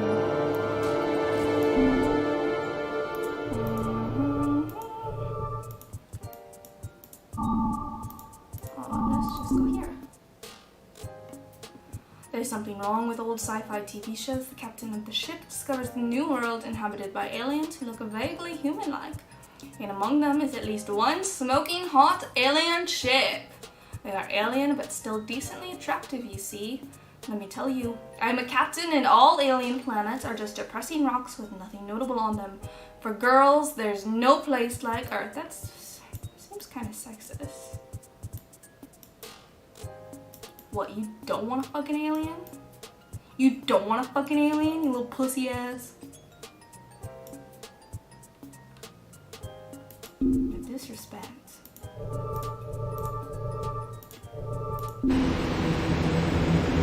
Who amongst us would not fucking alien if we had that as an option? Hello? Sure. Oh, I have nothing of interest for you? I'm sorry.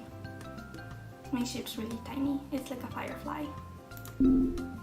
Oh, I can encounter you now?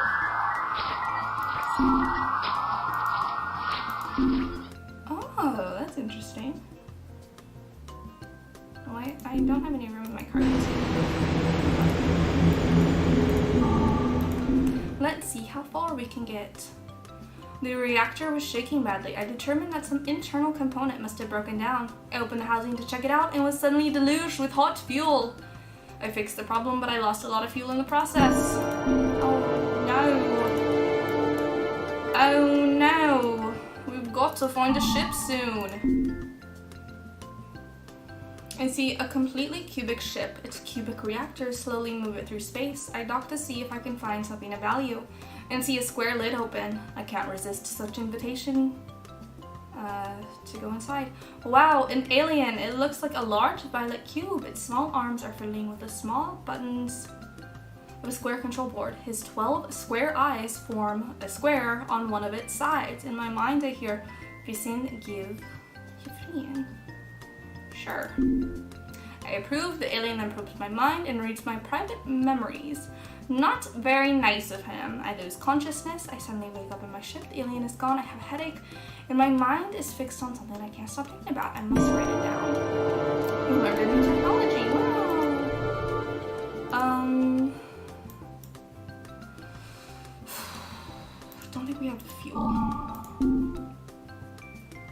Ghosts talk and ask me to join them outside the ship. I have no notion of time anymore.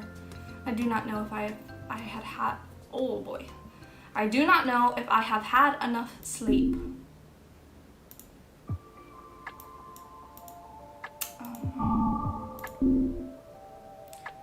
We've got to find a ship soon. My ship approaches a huge and strange construction. It's really alien, very different from anything I've ever seen before. Words appear on my computer screen, words in my own language, man from the earth, we are watching you, your journey is about more than your mere existence, surviving will show up on the way to your eternal quest, come to Rumcore Lumbrick. There you shall find the answers you seek. Wow, thank you.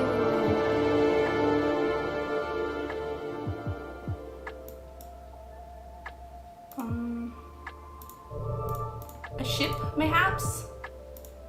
Any ships? Any ships? On the surface of an ash-covered moon. No. We gotta find a ship. Please, might I have a ship? I will return to Earth and be hailed as a hero. I will! I will! Oh, how...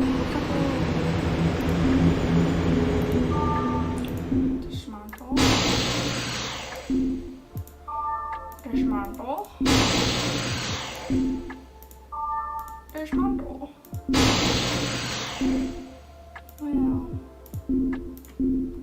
Well.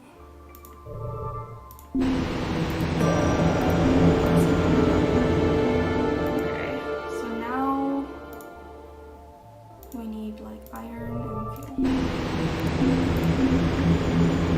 There's a small canyon nearby my landing zone. I go there for some exploration and it looks like a canal. Going from a horizon line to another. Then my genius mind strikes. Well, yes, it happens twice a century. I take off with my ship and go half a mile high. And then I see it. These canals are the lines of a giant drawing, a colossal sized blueprint. Our death seed. Grab that.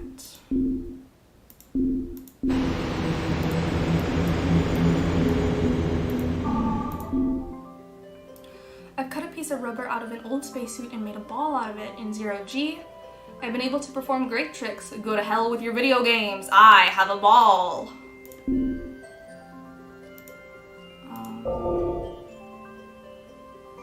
we not have a telescope? We do not.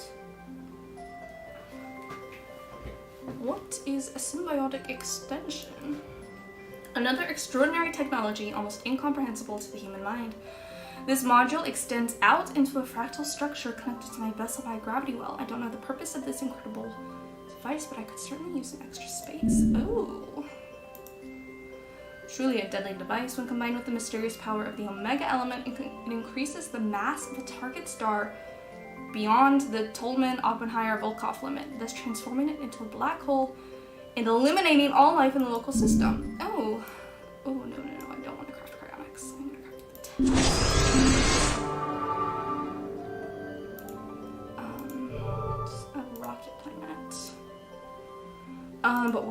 really need right now is more fuel. I thought there was nothing here, or even worse, a black hole. The reality is different, impossible, and incredible. Something enclosed the entire star system in a giant sphere made of black matter. I see nothing except a cube-shaped construction orbiting the stellar sphere. The word glyph, Tamara, is shining blue upon it. Touch the glyph. I land on the cube construction, don my spacesuit, and safely secure myself to the ship. I approach the glyph and gently touch it, and it disappears. Suddenly, the stellar sphere dematerializes and a star system takes its place. No, in fact, I'm the one that dematerialized. I've been teleported here somehow with my ship to a new solar system. I'm warped out there. Where are we going? Somewhere with gas? Oh. Oh.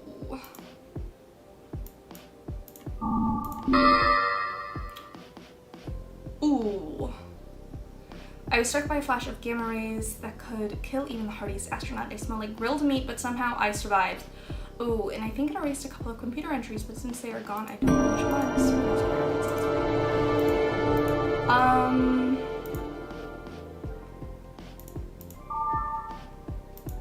Here's the thing.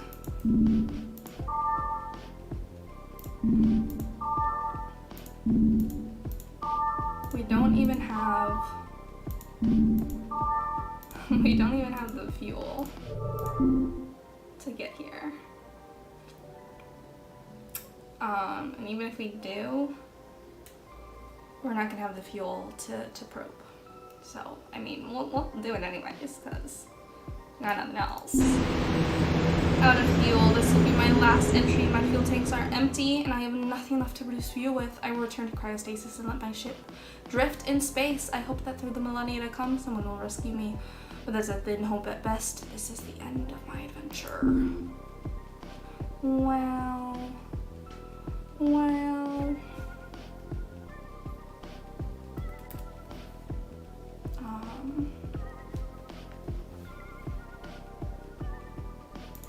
Let's restart.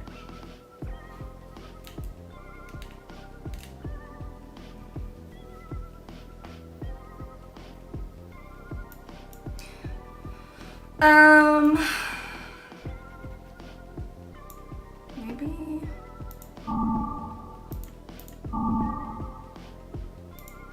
Let's go here. Why not? I'm working on my alien right now. I don't have any notebook to write in, and fiddling with a computer doesn't help me decipher these strange glyphs, so I write on the walls with a piece of burnt carbon.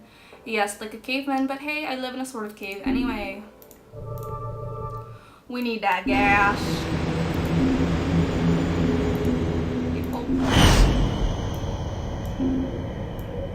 Thank you very much.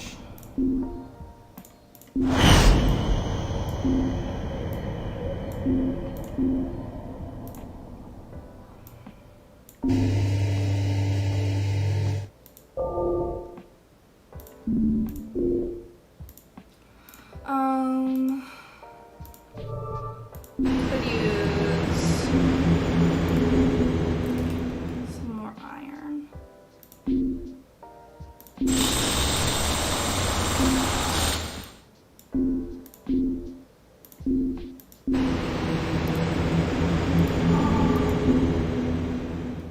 Yet again, I miscalculated my velocity and came too close, way too close to a star. No major damage, but the sudden acceleration knocked me out. On the way down, my head hit something important. Nice. Also, interplanetary reactor. What's that? Cast iron? Here we go. Put some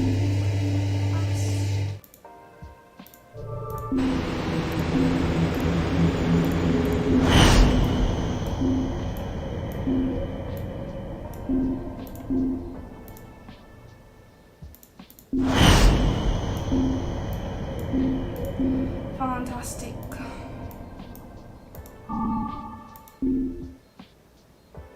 My daily physical exercises are stay upright and speak aloud in the best English I can, even if I need new words to deal with these new experiences. I once read that civilized people marooned for years on a desert island may slowly lose their language skills. I must maintain a sound mind.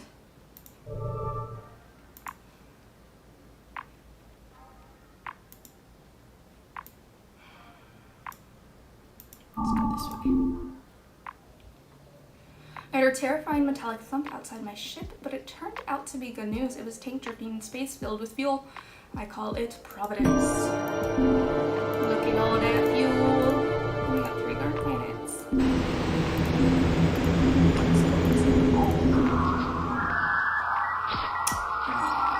Sure. Would you like some iron? Oh, I do. Nice doing business with you.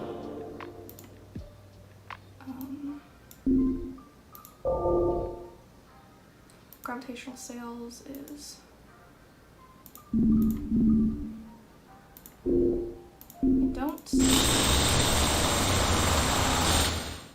I don't think that's I think that's a rocky planet one.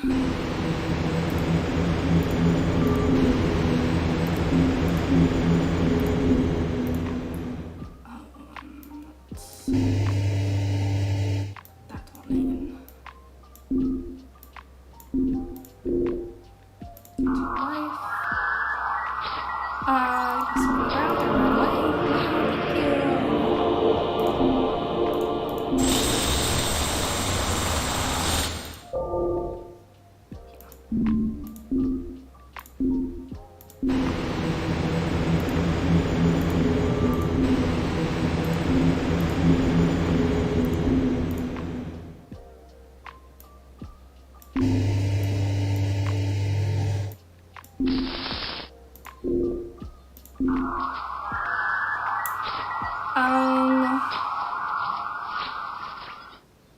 Sure. Oh, they don't want to talk anymore.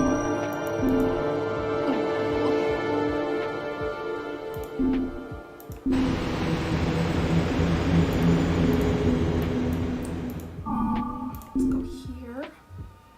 Anything is possible. If I get back alive, I will have proven that anything is possible for mankind. Ooh, another ship.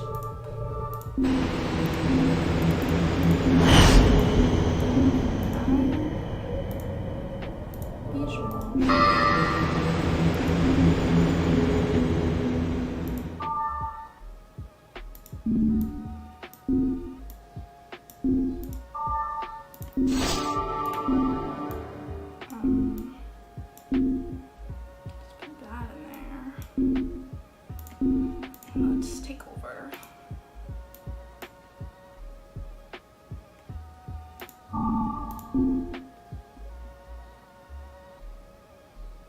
I'm sailing through a dense interstellar nebula. A cloud of blue glass has pulled up alongside me, matching my speed. It has taken the shape of my ship. It circles me as if it were curious. Is the cloud trying to communicate with me? Send a luminous message. I flick the lights on my control panel. My strange companion does the same. It doesn't attempt anything further. However, unable to communicate, I eventually leave the nebula to enter the system. What could it have been?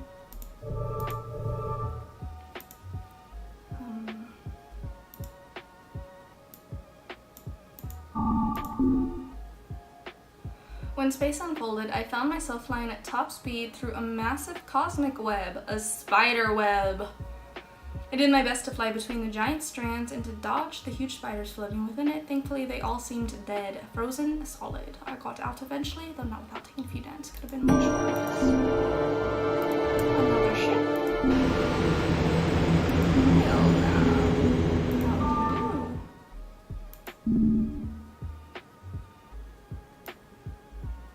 Sure.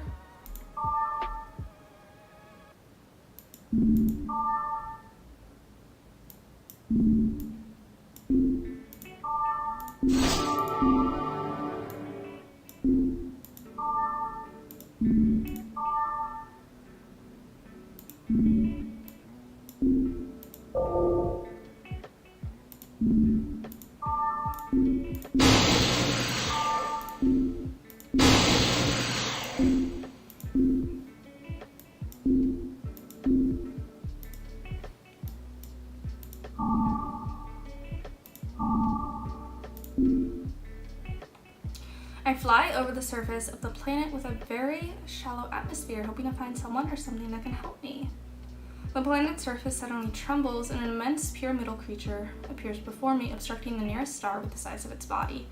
Huge eye of this creature cracks open and looks at me. Its immense tentacles grabs at my ship. I'm busted. The creature, however, is not trying to crush me or eat me. It examines me.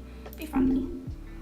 At a scrap sign about my ship, I have made a sign of my peaceful intentions. I hope he can see it. And you know what? It worked! The tentacle had retreated, and I flew away quickly while the curious eye of the creature was still staring at me. My first friend in this strange space odyssey, a 6 million ton friend, who will never be able to come to my parties. I'll be seeing you, buddy. It didn't put my fuel back. It didn't put any of this back up. Which is kind of obnoxious. I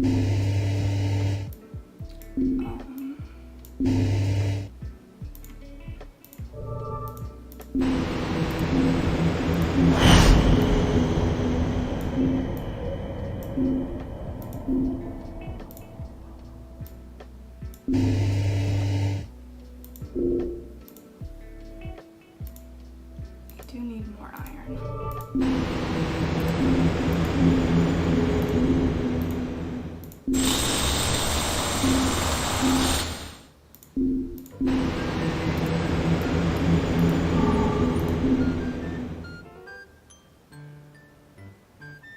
On my way to the next star system, I received a very strange radio transmission. Hoping for the best, I changed my route to track it. Red herring. It was just an electromagnetic burst coming from a small and lost star. Hope is painful. I need more.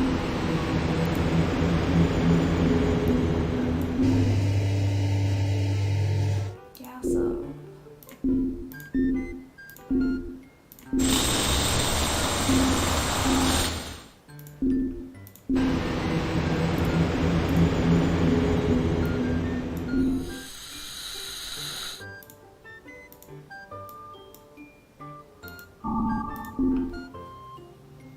Okay, just pull yourself together.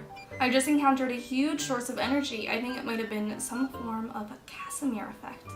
It engulfed the entire ship. Then, as if through a mirror, I saw the image of my ship hurtling away from me. I don't think it was a simple reflection. Instead, I have a theory. It could be a true duplicate created by the quantum entanglement. If it was, another me is now traveling through the galaxy, or even more frighteningly, he could be the original, and I'm the double. That is quite frightening.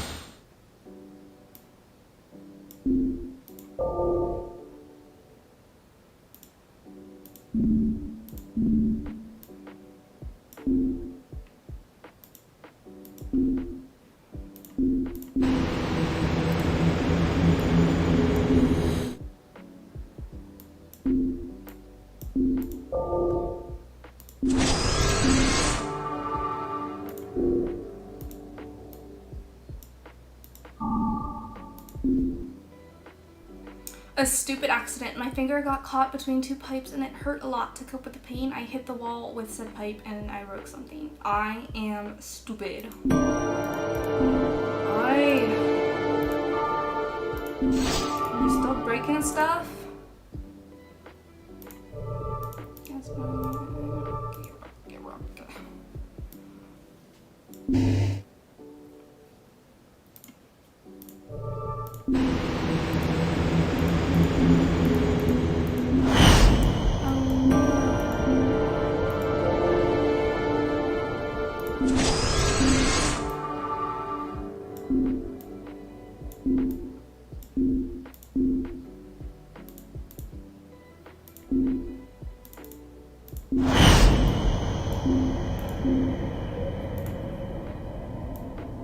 Get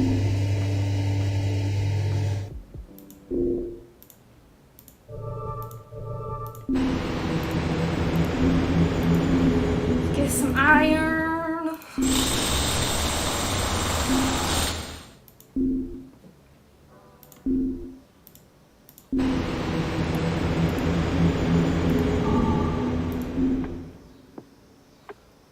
A Kugelblitz, a black hole formed from sheer radiation evaporating in the distance.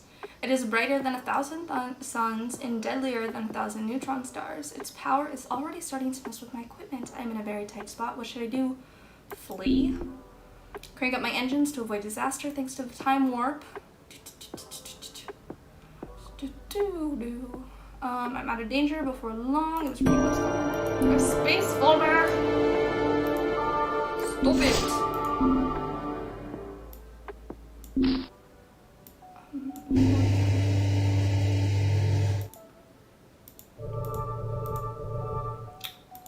Let's start here.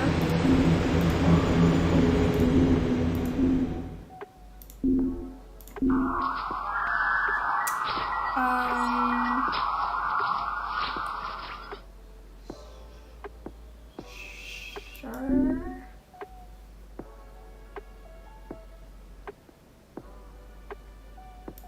Would you like iron? Ooh.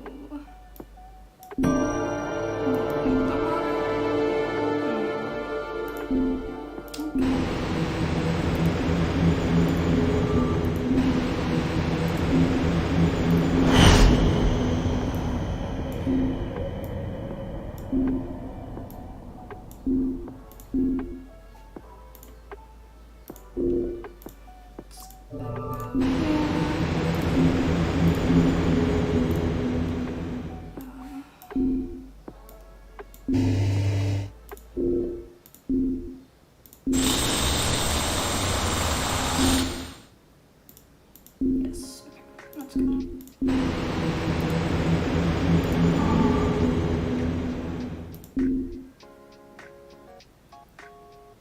On a low orbit close to the star, I detect a kind of, let's call it a ruined shipyard. There must be some useful materials over there, but is it safe? Let's board it. I approach the shipyard and board it. There's no sure way to protect my ship from the too close stellar rays, so I quickly harpoon a half-built ship and tow it to safety. The risk was worth it. The engines are apparently finished and hold unknown technologies that could be very useful. If I can build these for my ship, my journey will be a lot safer.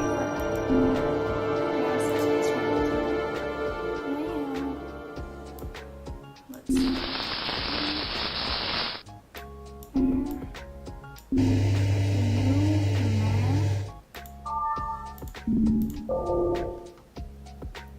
HF.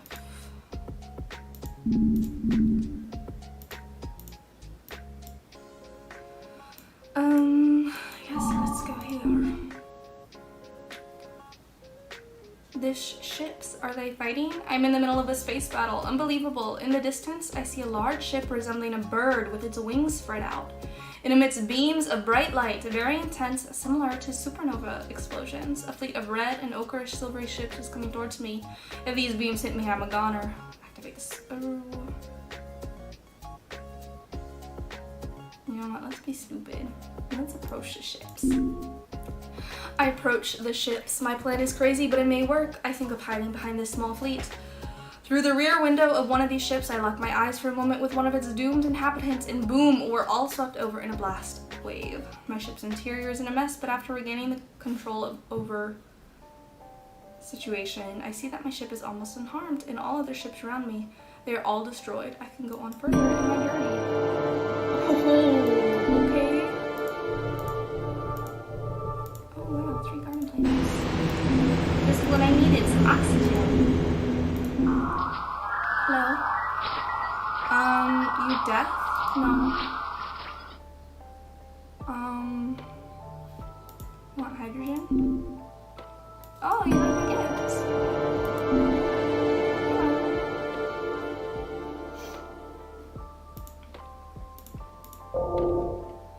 Thermal resonance generator.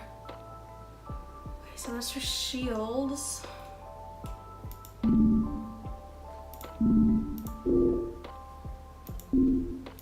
What?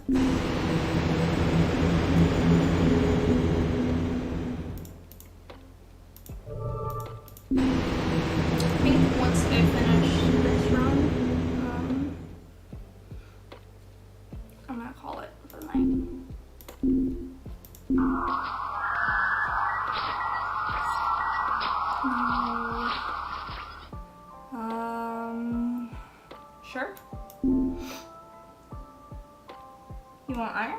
I'll give you iron.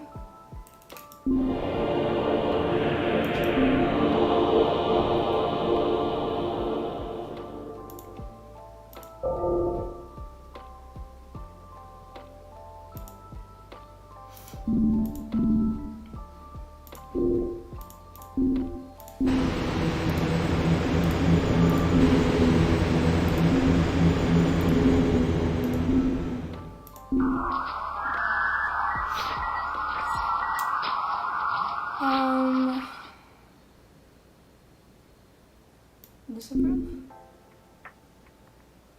You want... I don't think it's either of these. You want hydrogen? No? Yeah. I think we've learned the words.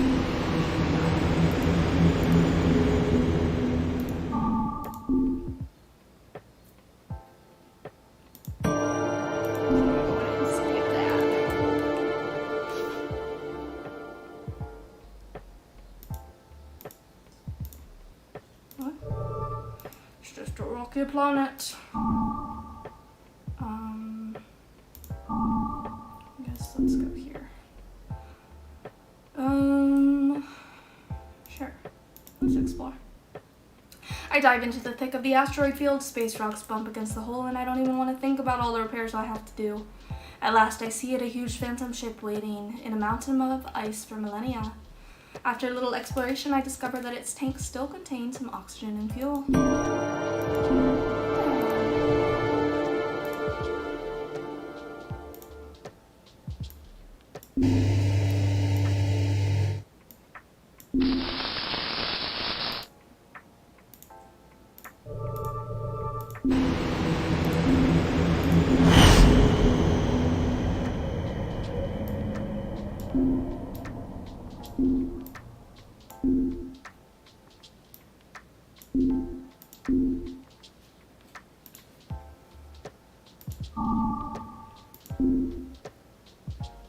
Truth is loneliness, agony is loneliness, loneliness is a prison, loneliness is the cult of death, loneliness is the last stop on the way to madness.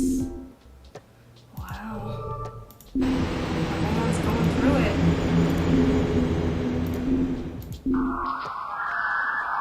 You friend? Yes. I'm friend. You want hydrogen? I'll give you hydrogen. Wow.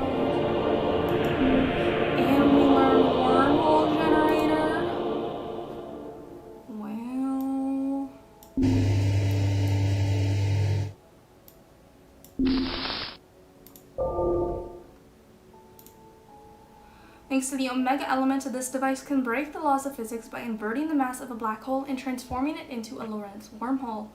I can then use that wormhole to travel to any other wormhole within reach of my telescope. It increases the telescope's range as well. So we need barium, silicon, gold.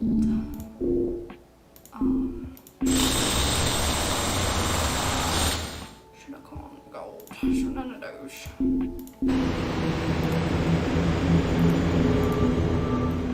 Gas giant. I think we're kind of good on gas for right now. I saw a huge grayish mass in space and feared trouble again, but it was actually a massive ball of ice. I thawed it out and filled my tanks with water and oxygen. Intergalactic ice cream man, I don't know you, but I thank you. 3 garden planets again? Gonna be so many people. Oh, thank you.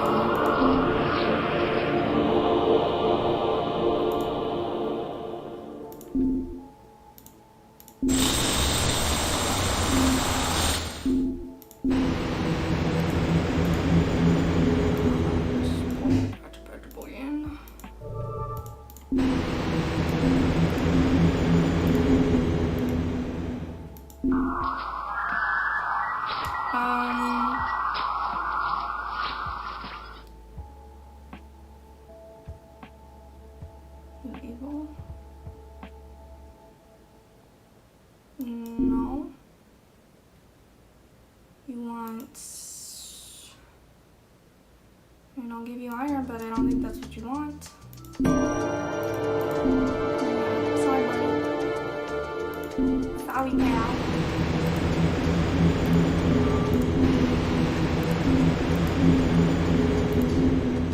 Pretty.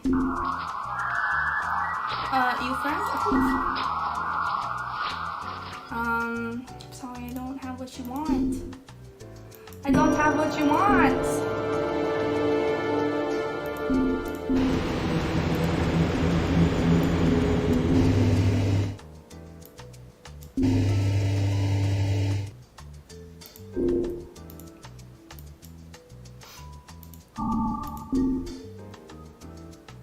Today, I crossed the drifting body of an alien astronaut, some kind of octopus. Its helmet was broken, but it had a couple of intact oxygen tanks. Tonight, I breathe to him.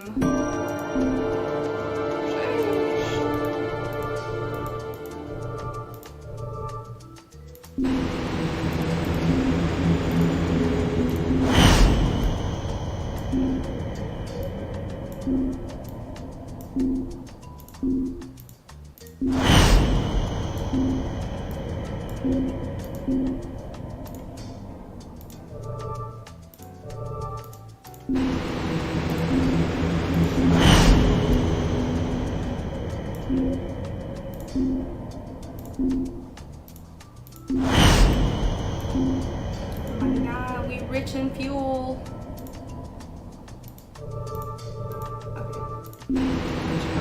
Oh, look at that! It's so fancy! Achievement unlocked, croissant.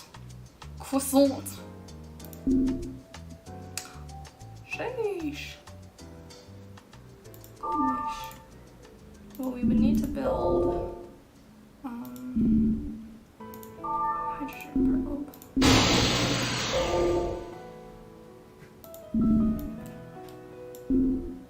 Iron. Okay. We have a drill though. We have space holder. Gravitational sails.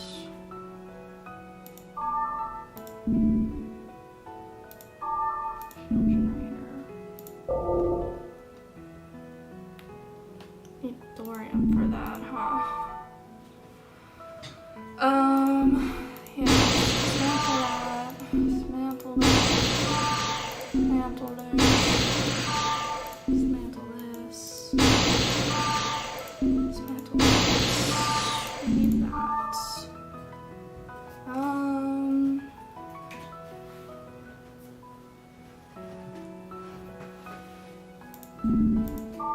Need that.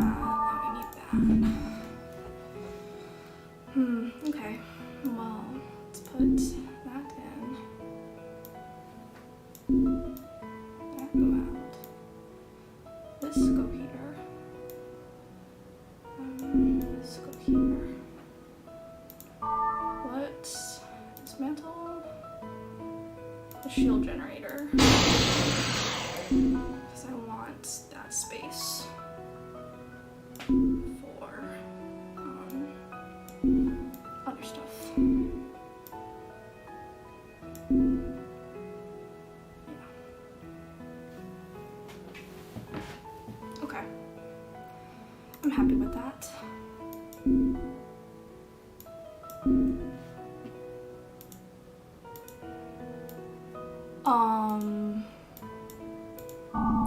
Okay, I guess let's go back. Found something quite amazing deep inside the core of an iron-rich moon, a construction site full of working machines working for millions of years, building small probes and launching them into space, apparently all that's left of a civilization long gone, millennia ago. I tried to explore, but an automated defense system fired me and drove me off. We took some damage.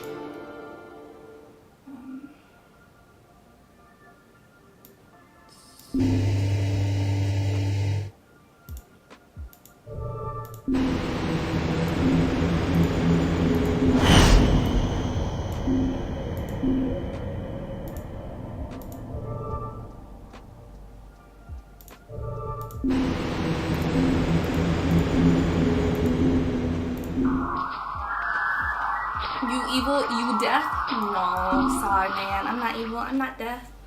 You want, I don't think either of these, but sorry, homie.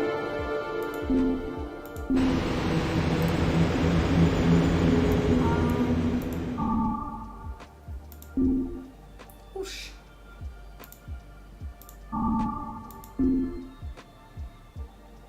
A very small planet orbits this star. From here, I can see small lakes, a tiny sea, and beautiful forests. That's too tempting. I land and activate my pumps to collect the oxygen. I walk in the grass. This could be a nice place to settle down. Not far from my ship, I see what looks like a huge metallic temple. Explore. What an amazing discovery. The temple is an ancient buried ship. The words star iron are still legible millennia later. In the central room, where a stone altar awaits, I discover some type of incredible transportation technology. I take it and my heart fills with joy. Wow. Oh, another ship? But I just got this ship.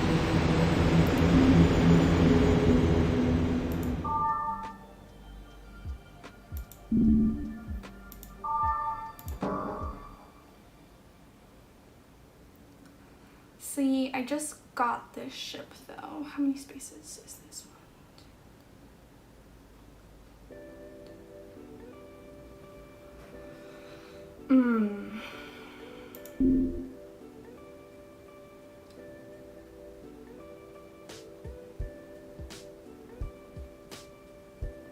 Slightly better power though.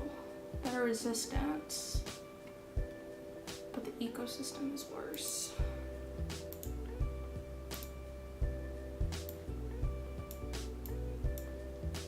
Would let me make bigger jumps though.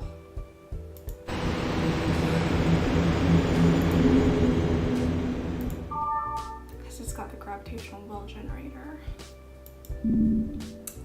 I think we go for it. I really like the moon though. It's really cool.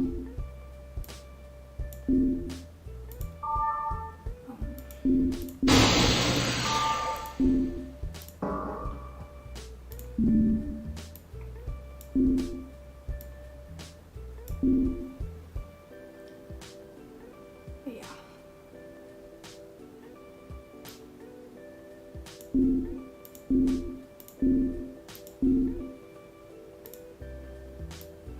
Oh goodness.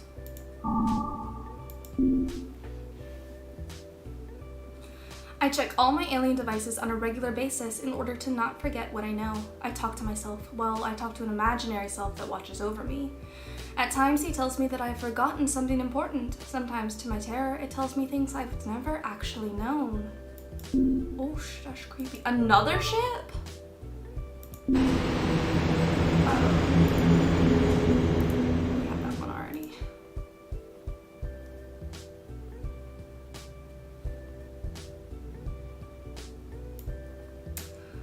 I think I'm gonna try and get to green.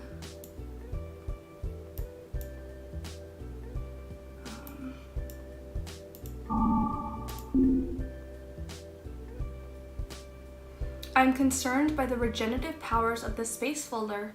I see two possibilities. Either I return to Earth and nobody ever grows old again, overpopulation, extinction, madness, or as eternal beings, we colonize stars with the space folder technology. The galaxy becomes full of arrogant and immortal humans. It's terrifying. I wonder if returning home is a good thing after all. Okay. Heal all that up. Rocky, gas.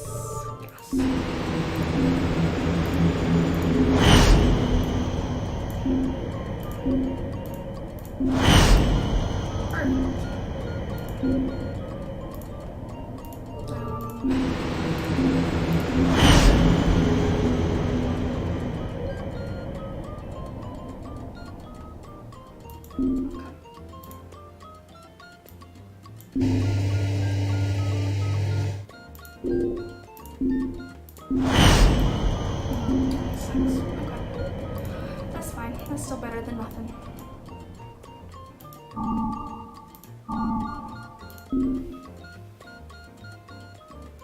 I remember a long time ago that I climbed a hill not far from my home to watch the stars. I imagined wondrous civilizations on opulent worlds and ancient, beautiful beings living out their strange lives. Now that I am trapped among them, I miss my hill.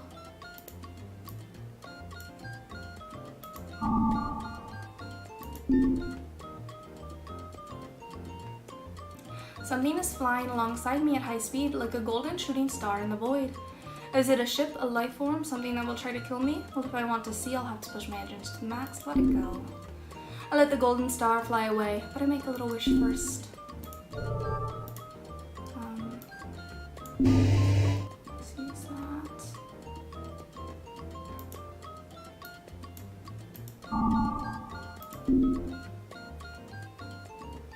It's a cube floating in space. It looks like the cube that was inside the space station that saved me at the beginning of my adventure. But there's just the cube here, and the cube looks dead. The words Star Iron Technology are written on it. What should I do? Touch it. It looks different, but I decide to touch it anyway. My computers turn on, and lines are written in my databanks. Wow, it's Christmas in July. The cube just gave me another technology.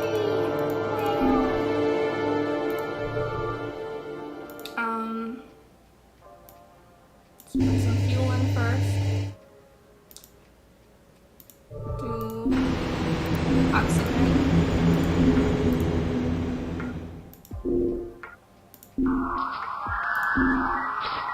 Oh. I was going too fast. Clicked the wrong thing. There's my bad.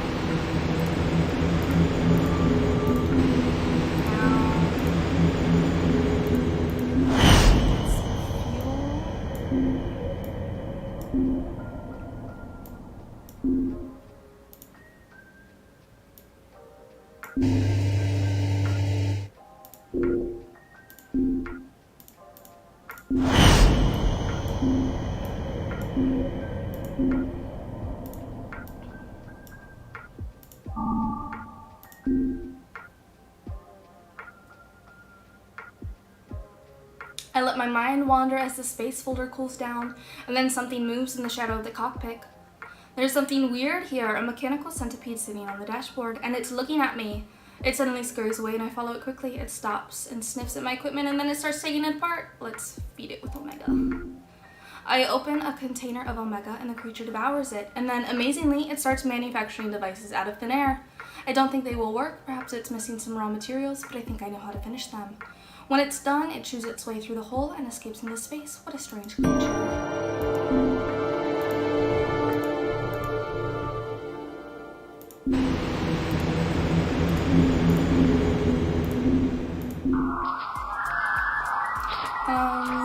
Yes, I do. You want hydrogen? I'll give you some hydrogen.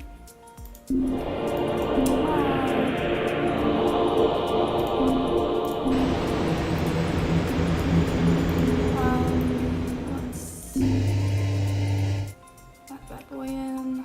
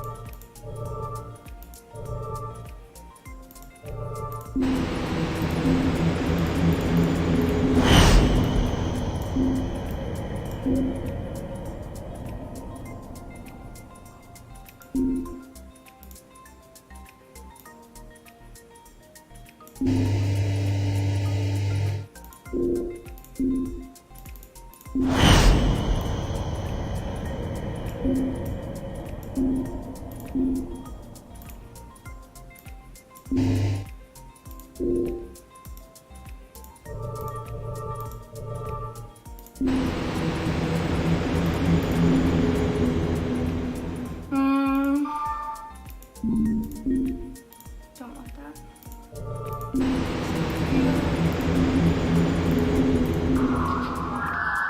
You evil, you deaf, no. I'm friend. You want iron? I'll give you iron. Here.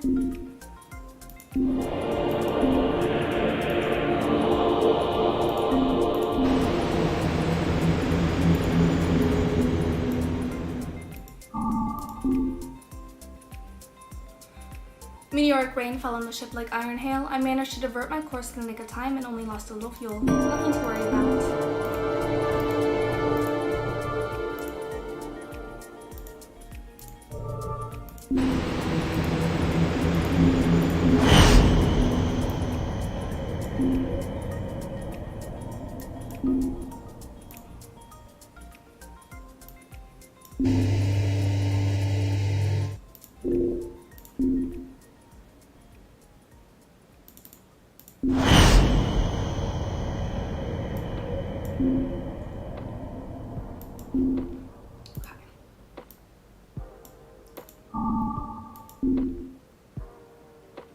Here's something funny. I have nothing but this log to note all my discoveries. I have no paper, no pen, not even a computer to take notes. Someday I will get back to Earth and people will ask me a lot of questions. I will answer, well, I don't remember, you know, I was busy. Survival takes a lot of time.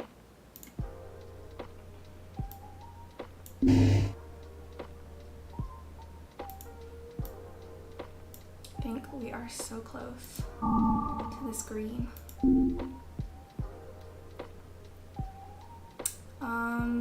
Need the blacks. Key.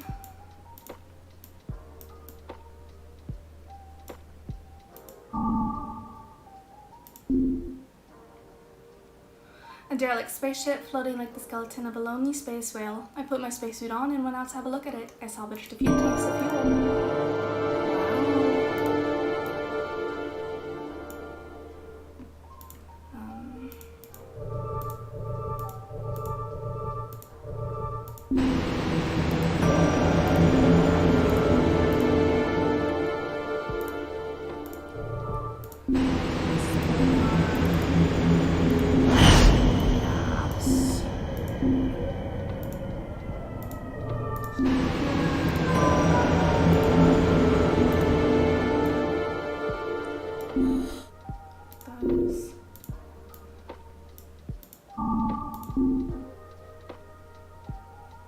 I've given it some thought and come to a conclusion. The main problem with aliens is that none of them are sexy girls.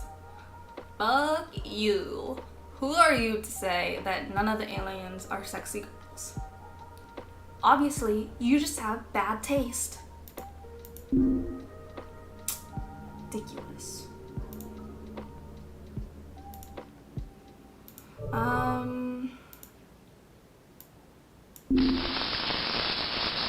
Thank you.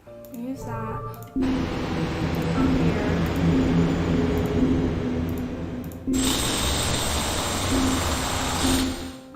Okay. That's gonna give us a lot of money. That's fine. Oh my god, we are like right here. We are right here. We're gonna make it. Leave.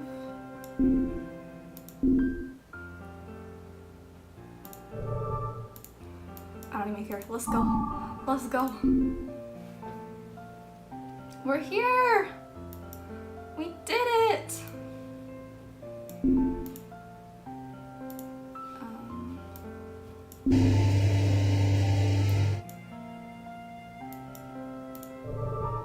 Judges/Architect Station. A long time ago, I was invited to this place. New ship unlocked. Who are you? Civilizations have given Civilizations have given us the name of judges/architects. Where do you come from? I am unable to answer this question. Could you bring me back home? Home, as you define it, is no more. Oh. What? But what happened? This is our doing. Stars drift far away from each other, and they keep getting farther and farther from each other, faster and faster. These particles spread in the universe, making it colder, freezing it in eternity. To restore the thermal balance, we have to turn suns into supernovae and black holes to restore stable patterns in the gravitation fields. It was the fate of your star and the ones near it. You are monsters! This is a moral judgment, alien to our culture. Our decision was not based upon your moral values, which stem from the genetic needs linked to your life form. Your life form doesn't have any continuity of thought. You want to live forever, but rarely last longer than one of your days. Your personality is defined by a mix of knowledge, neural connections, and a chemical balance in your brain. However, each day during your sleep, you build it anew. The one you were yesterday dies and gives place to the one you will be tomorrow. You have the illusion to be the same each day, but it is only an illusion. You wouldn't tolerate that each member of your life form were replaced by others, even though that is exactly what happened each day. From this standpoint, the genocide of your life form seems without any consequence to us. Moreover, your culture is still intact. It spreads in space through the electromagnetic, gravitational, and entropic waves you created by your actions. Your life form is preserved because you are still here. So, I am the last one? A souvenir? A living specimen? No, an accident. 100 billion of your years ago, your ship hit an asteroid and deviated from its course. 100 billion years ago? Holy shit. Oh my god. Your cryonics kept you alive during these millennia, during which your ship drifted far away from your home. What should I do now? A wiser question would be, what do you want to do? I would like to save my people. Then we wish you luck. I am the last one of my race. But as long as there is still a man standing, mankind is alive. What I thought to be the end of my journey is the beginning of a new quest. A quest that may be eternal. I saw so many miracles until now. I am sure that somewhere there is a way to save my people. I am confident that I will find a way across space and time. And as long as I have faith, the legacy of mankind will remain.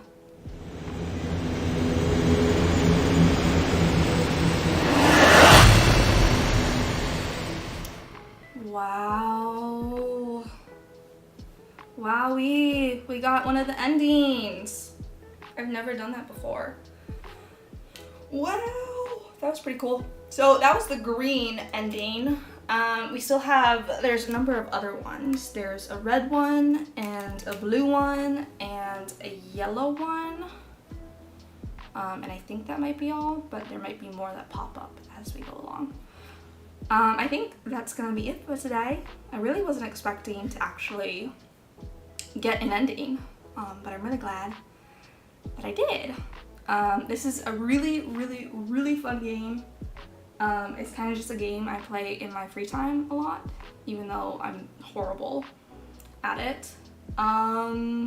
So definitely I would love to stream more of it and try and get the rest of the endings. Just because it's really fun and the art is really beautiful, and I like the play style and it doesn't make me feel motion sick. So yeah, that's gonna be it for today.